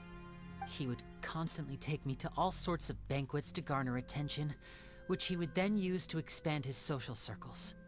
That doesn't seem too bad either. Better than roaming the streets at any rate. Yeah. It took a while for me to realize just how dark his heart really was. After one particular performance at a banquet, I discovered that Lynette was not on the same return vehicle as me. I waited a long time after we returned home, but she did not come back. I went to that noble's bedroom and asked him about her whereabouts. The answer he gave me was, she caught the eye of the most eminent person at the banquet, so I sent her over as a gift. I mean, you'll be able to perform your magic regardless of who your assistant is, yes? Oh no. So he was gonna... But wouldn't Fontaine's laws deal with such people? As far as outsiders are concerned, this is a relationship akin to adoption or foster care. And they have their ways of escaping the eye of the law. Huh. I managed to ferret out the location of the mansion of that so-called eminent person and hurried through the night. But by the time I leaped over the walls, avoided the guards, and made my way in, all I saw was the moonlit ground covered in blood, and the knave standing there in the darkness. So, she'd already taken care of that guy. That's right. She had rescued my sister before she could come to any harm, and had even discovered several girls hidden in a basement, all of them orphans. Father, I mean, the knave, might have seen something in me, and so she made me an offer. The House of the Hearth welcomes you, for your interests align with ours. Here, none will ever betray you. Indeed, betrayal shall never be permitted here. I was hesitant to trust her. I mean, I had just been betrayed by nobles. But she was also quick to destroy the noble who had taken us in at first, giving us back our freedom.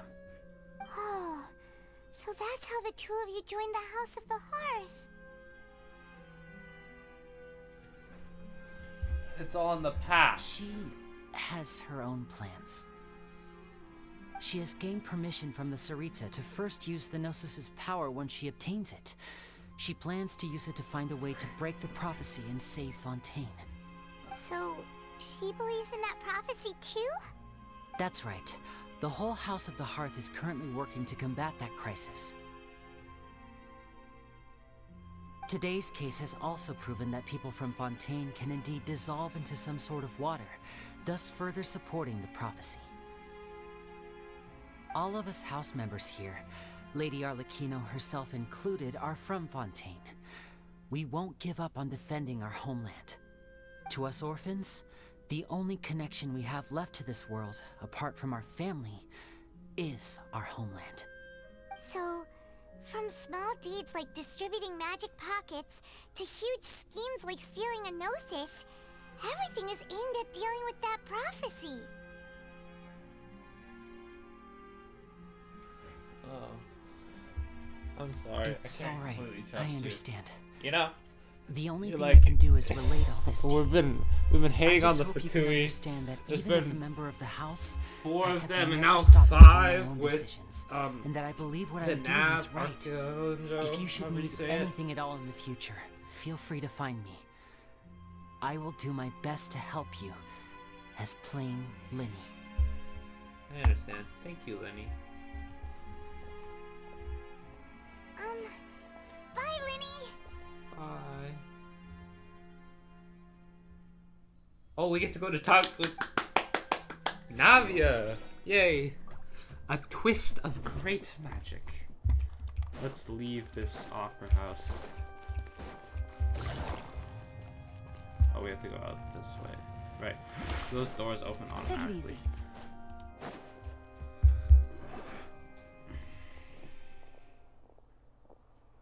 Hey there. What was with the disappearing act you pulled right as the trial ended? Were you looking for us, Navia? Well, this whole thing isn't exactly over, is it? I do feel that we're getting closer to solving the serial disappearances case, though. Don't you think so, too? Yeah, that's interesting. Huh? What's wrong, my dear partner?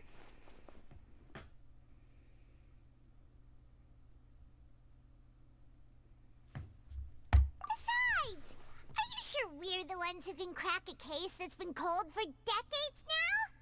And given that there's new evidence from the trial, there should be a trail of breadcrumbs for the Hydro Archon's people to follow now, right? Ah. I see.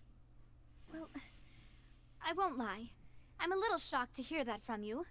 But I suppose you are just travelers who have only arrived in Fontaine after all. Sorry. I might have been too presumptuous.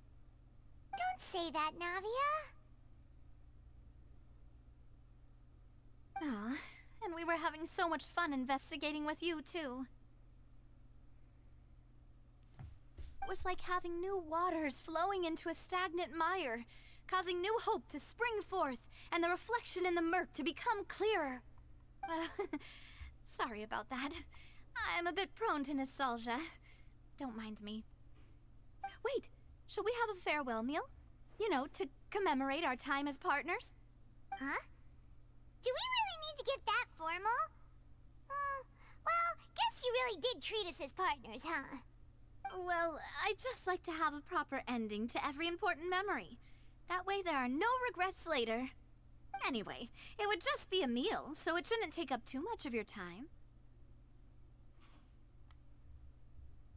You don't have to twist Paimon's arm. If Boss Navi is treating, count Paimon in!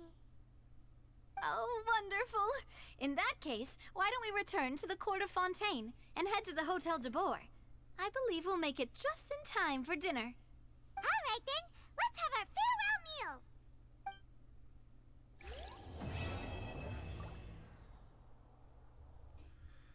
Well, there we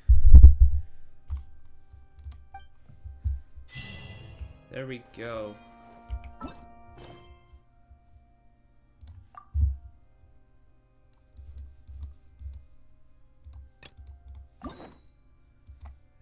Thank you for watching. Hope you enjoyed. We will complete episode 2 next time. Bye.